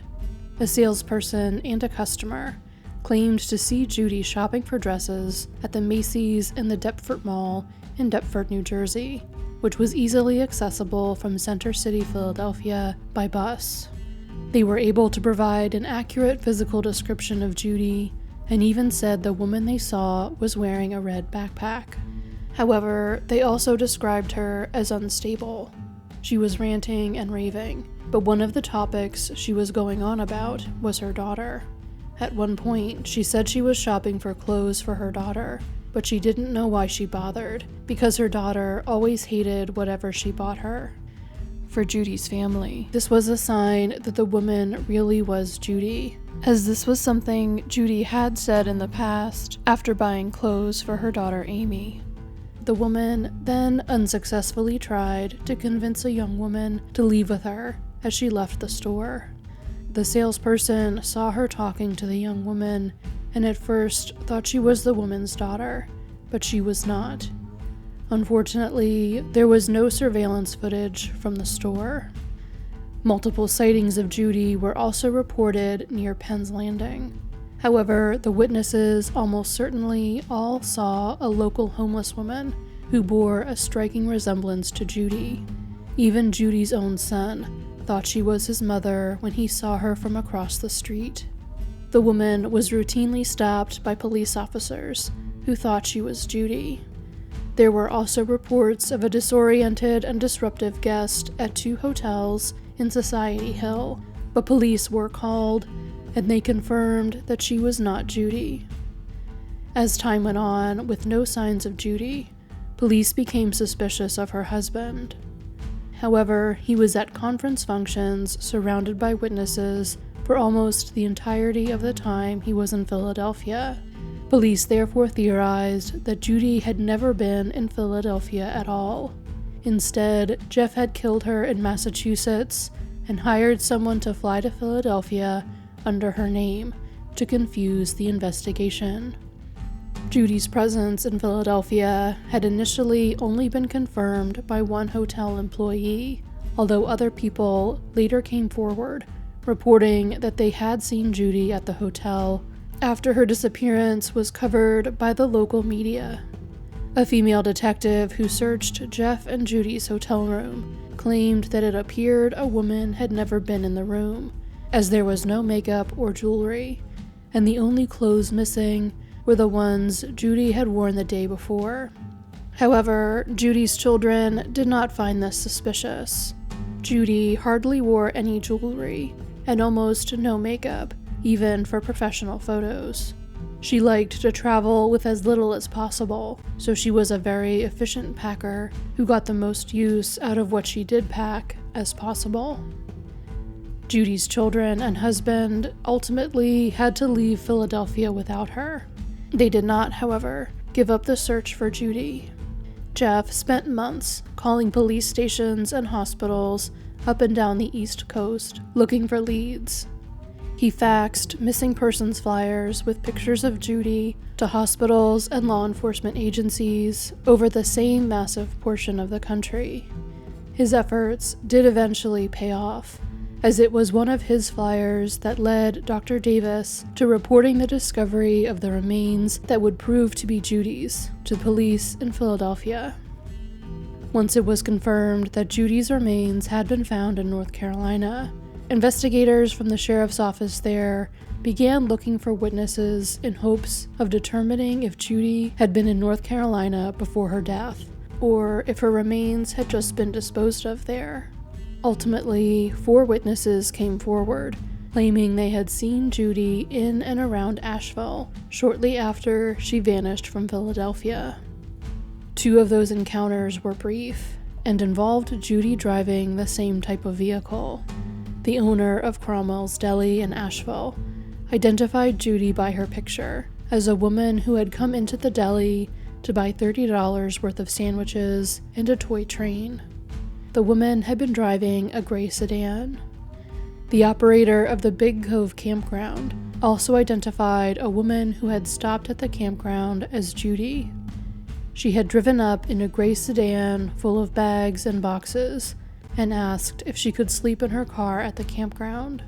This was not allowed under the campground's policies, so she left. The most extended encounter with the woman believed to be Judy occurred at a Christmas shop at the Biltmore estate.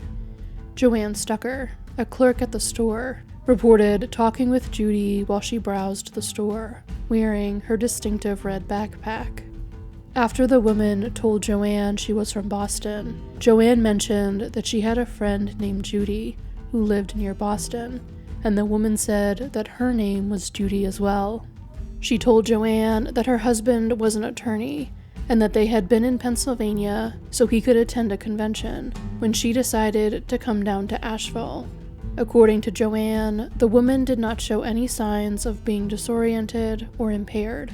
They had a very pleasant conversation. These sightings seem to indicate that Judy went to Asheville voluntarily.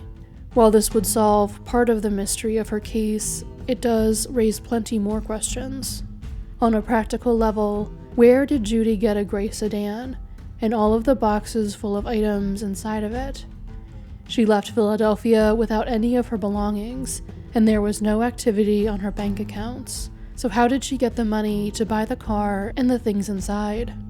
Even if it was a rental, how is it that there is no record of a rental under her name? The bigger question is, of course, why would Judy voluntarily disappear?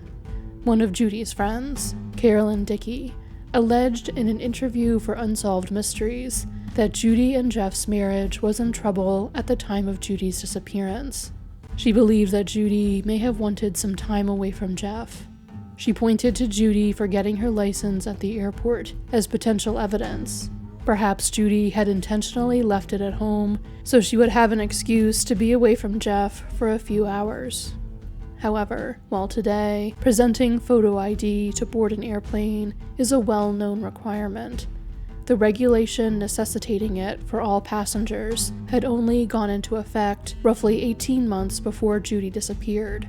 While she was an experienced traveler, she had only traveled by air once since the regulation had gone into effect. Her family did not think it was alarming that she had not brought her driver's license when she first went to the airport because, again, she only brought what was absolutely necessary with her on trips. So if she would not be driving during a trip, it would have made sense for her not to bring it with her.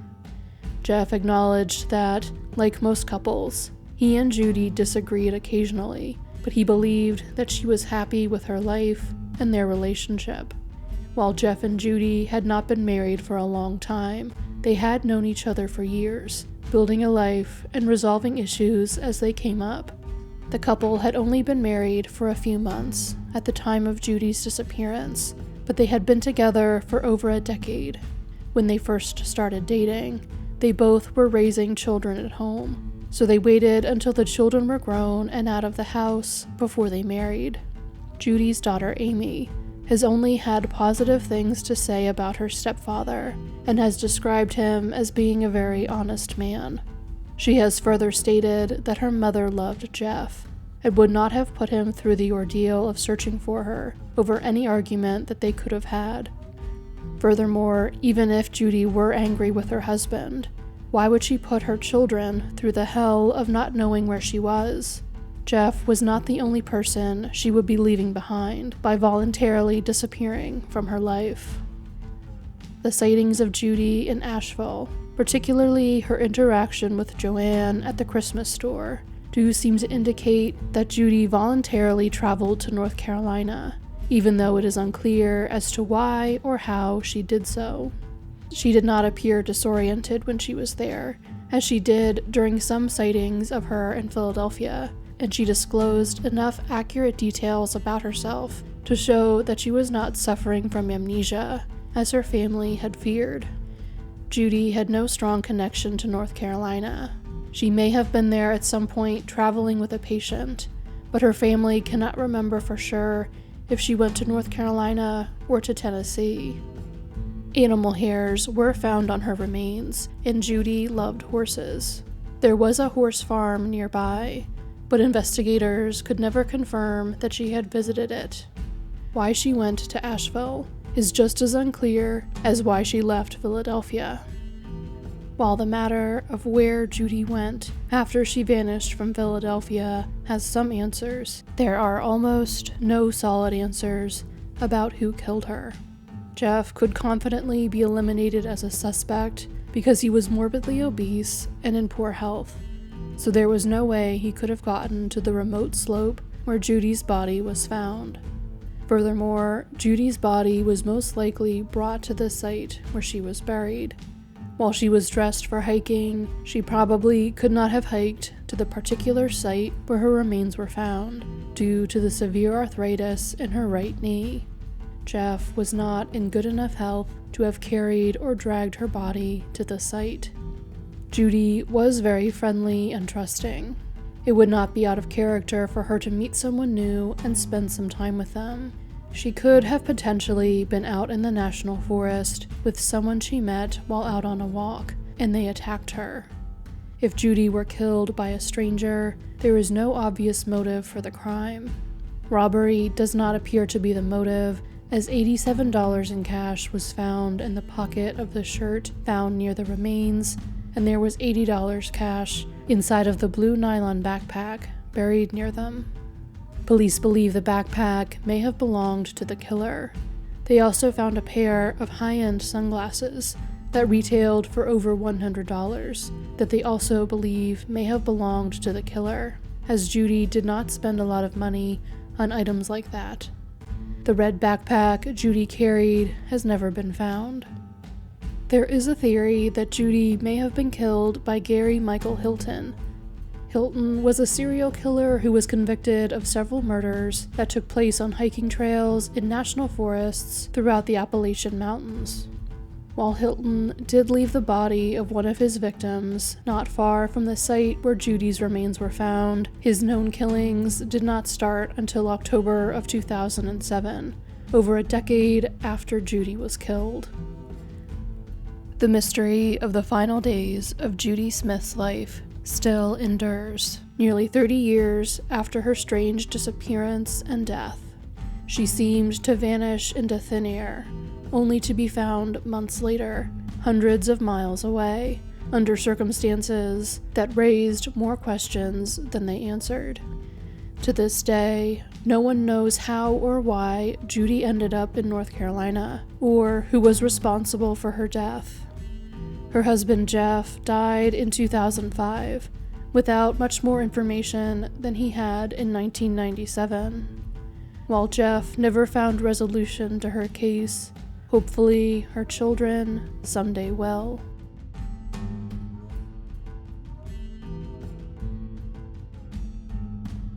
At approximately 8:15 on December 18, 1998, 911 operators in Tacoma, Washington, were flooded with calls from the 1700 block of East 40th Street in the Salishan neighborhood.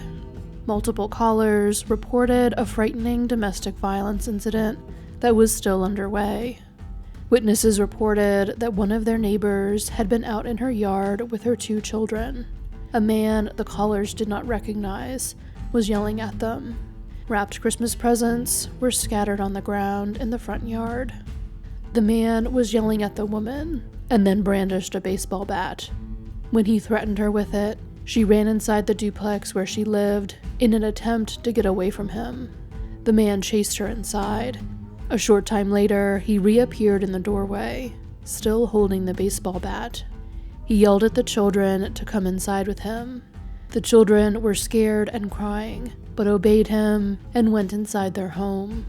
The 911 callers reported hearing concerning noises from inside the home, shouting, crying, and screaming. There were loud bangs and the sound of breaking glass. All of a sudden, a loud explosion came from inside the house, and flames quickly became visible from outside. The police were already on their way at the time the explosion occurred, and the fire department was notified that they would also be needed at the scene. One neighbor told the 911 operator that they saw the man they had seen in the front yard run out of the home's back door just as the explosion occurred. He was somehow able to get away, despite the growing number of people at the scene. He may have gotten into a waiting, dark sedan and been driven away by another unknown individual. The woman and her children did not exit the home, and the fire continued to grow. The fire department arrived at the scene approximately 15 minutes after the incident began outside the duplex.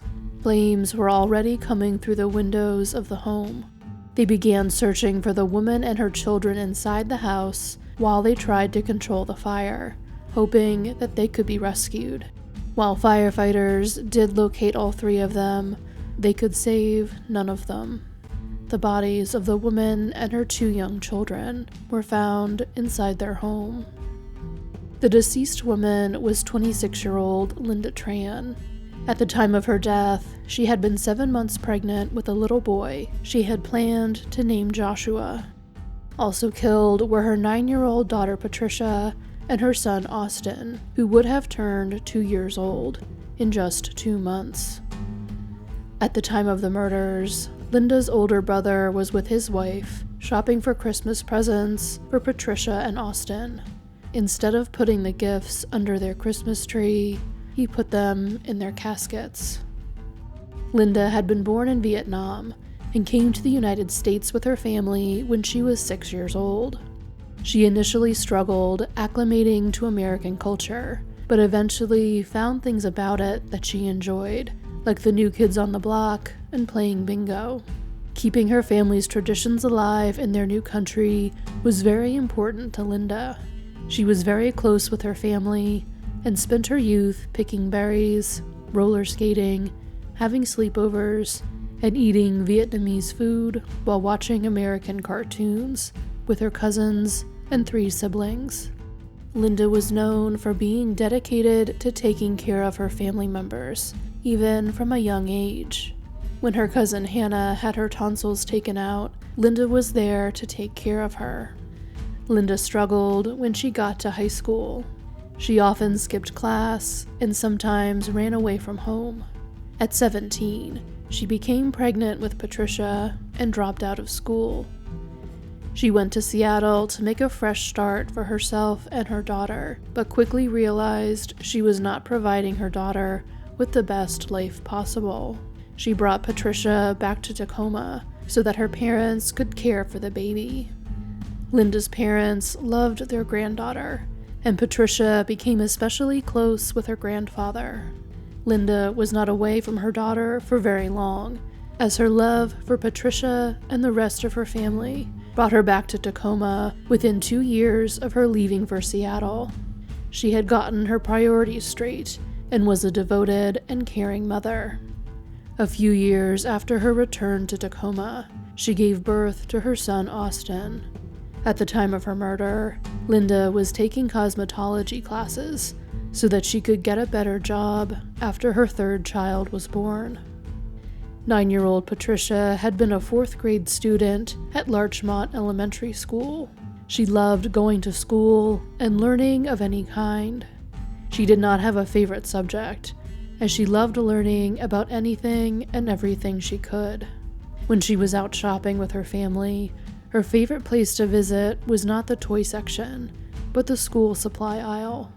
Patricia loved both American culture and her family's Vietnamese culture. She spoke English and Vietnamese equally well. Her favorite movie was Pocahontas, and her favorite foods were Vietnamese. She loved candy, especially chocolate. She was very outgoing and artistic. She loved coloring and drawing, and was very proud of her artwork. She would organize coloring contests whenever she was in a group with other children. In addition to caring for her children, Linda also spent a great deal of time taking care of her parents. Linda was the eldest daughter in a family of 4 children, which she believed gave her an obligation to take care of the family, and she took that obligation very seriously. She cooked lunch for her father, Keota, almost every day. Linda and her children spent much of the day of their murders with Keota. They had plans to go out to eat at a Vietnamese restaurant together that night, but their plans changed at the last minute due to work obligations. Keota had an unexpected customer arrive at the auto body shop he owned, which delayed him.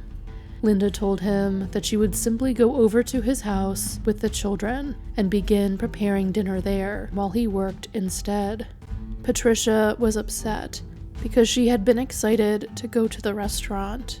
While she did not get to go out to eat as she had hoped, she did get special time with her grandfather later that evening.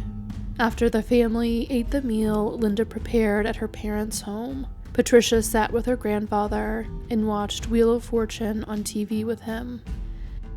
Linda got a phone call from someone while she was at her parents' home. She told her family she needed to leave because someone was coming to her house to give the children Christmas presents. She did not specify who the person was. Patricia was once again upset, as she wanted to spend more time with her grandfather. She begged her mother to let her spend the night with her grandparents.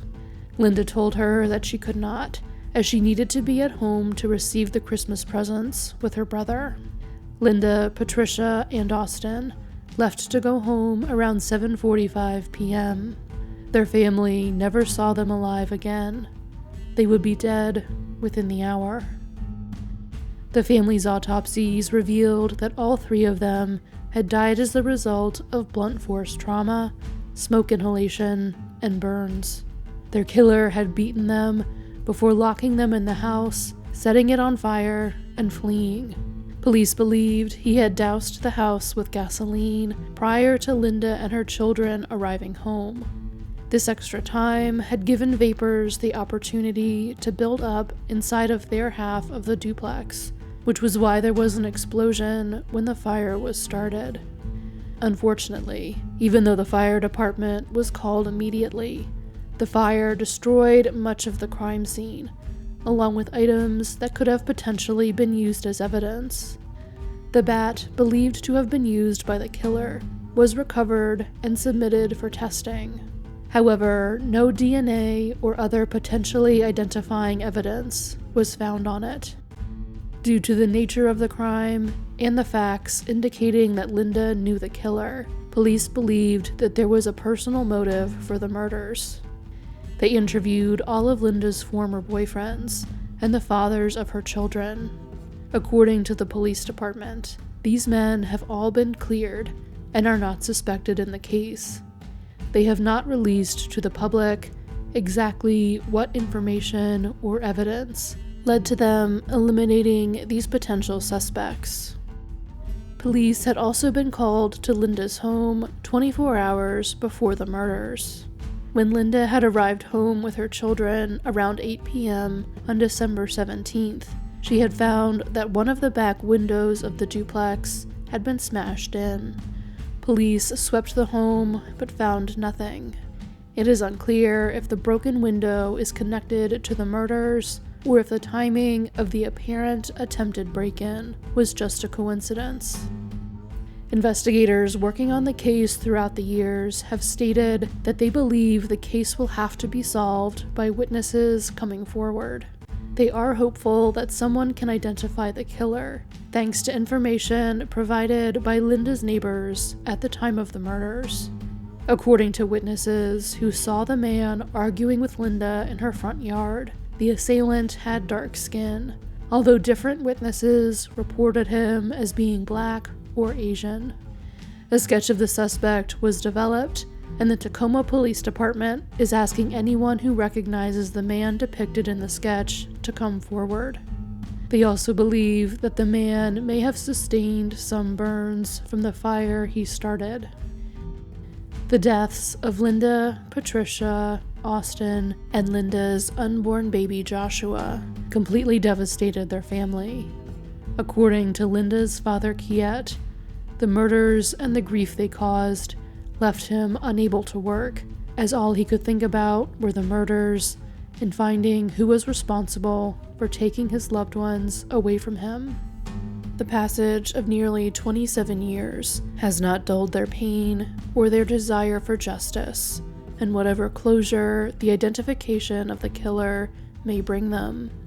In 2025, Linda's sister Loana released a statement through the Tacoma News Tribune, which reads, "For the past 26 years, my family and I have constantly felt the absence of Linda, Patricia, Austin, and Joshua. I always wonder what life would be like if they were still here, and I fear that my elderly parents won't be able to wait any longer for justice. If anyone could provide relevant information and help our family find closure, please come forward. Someone must know something."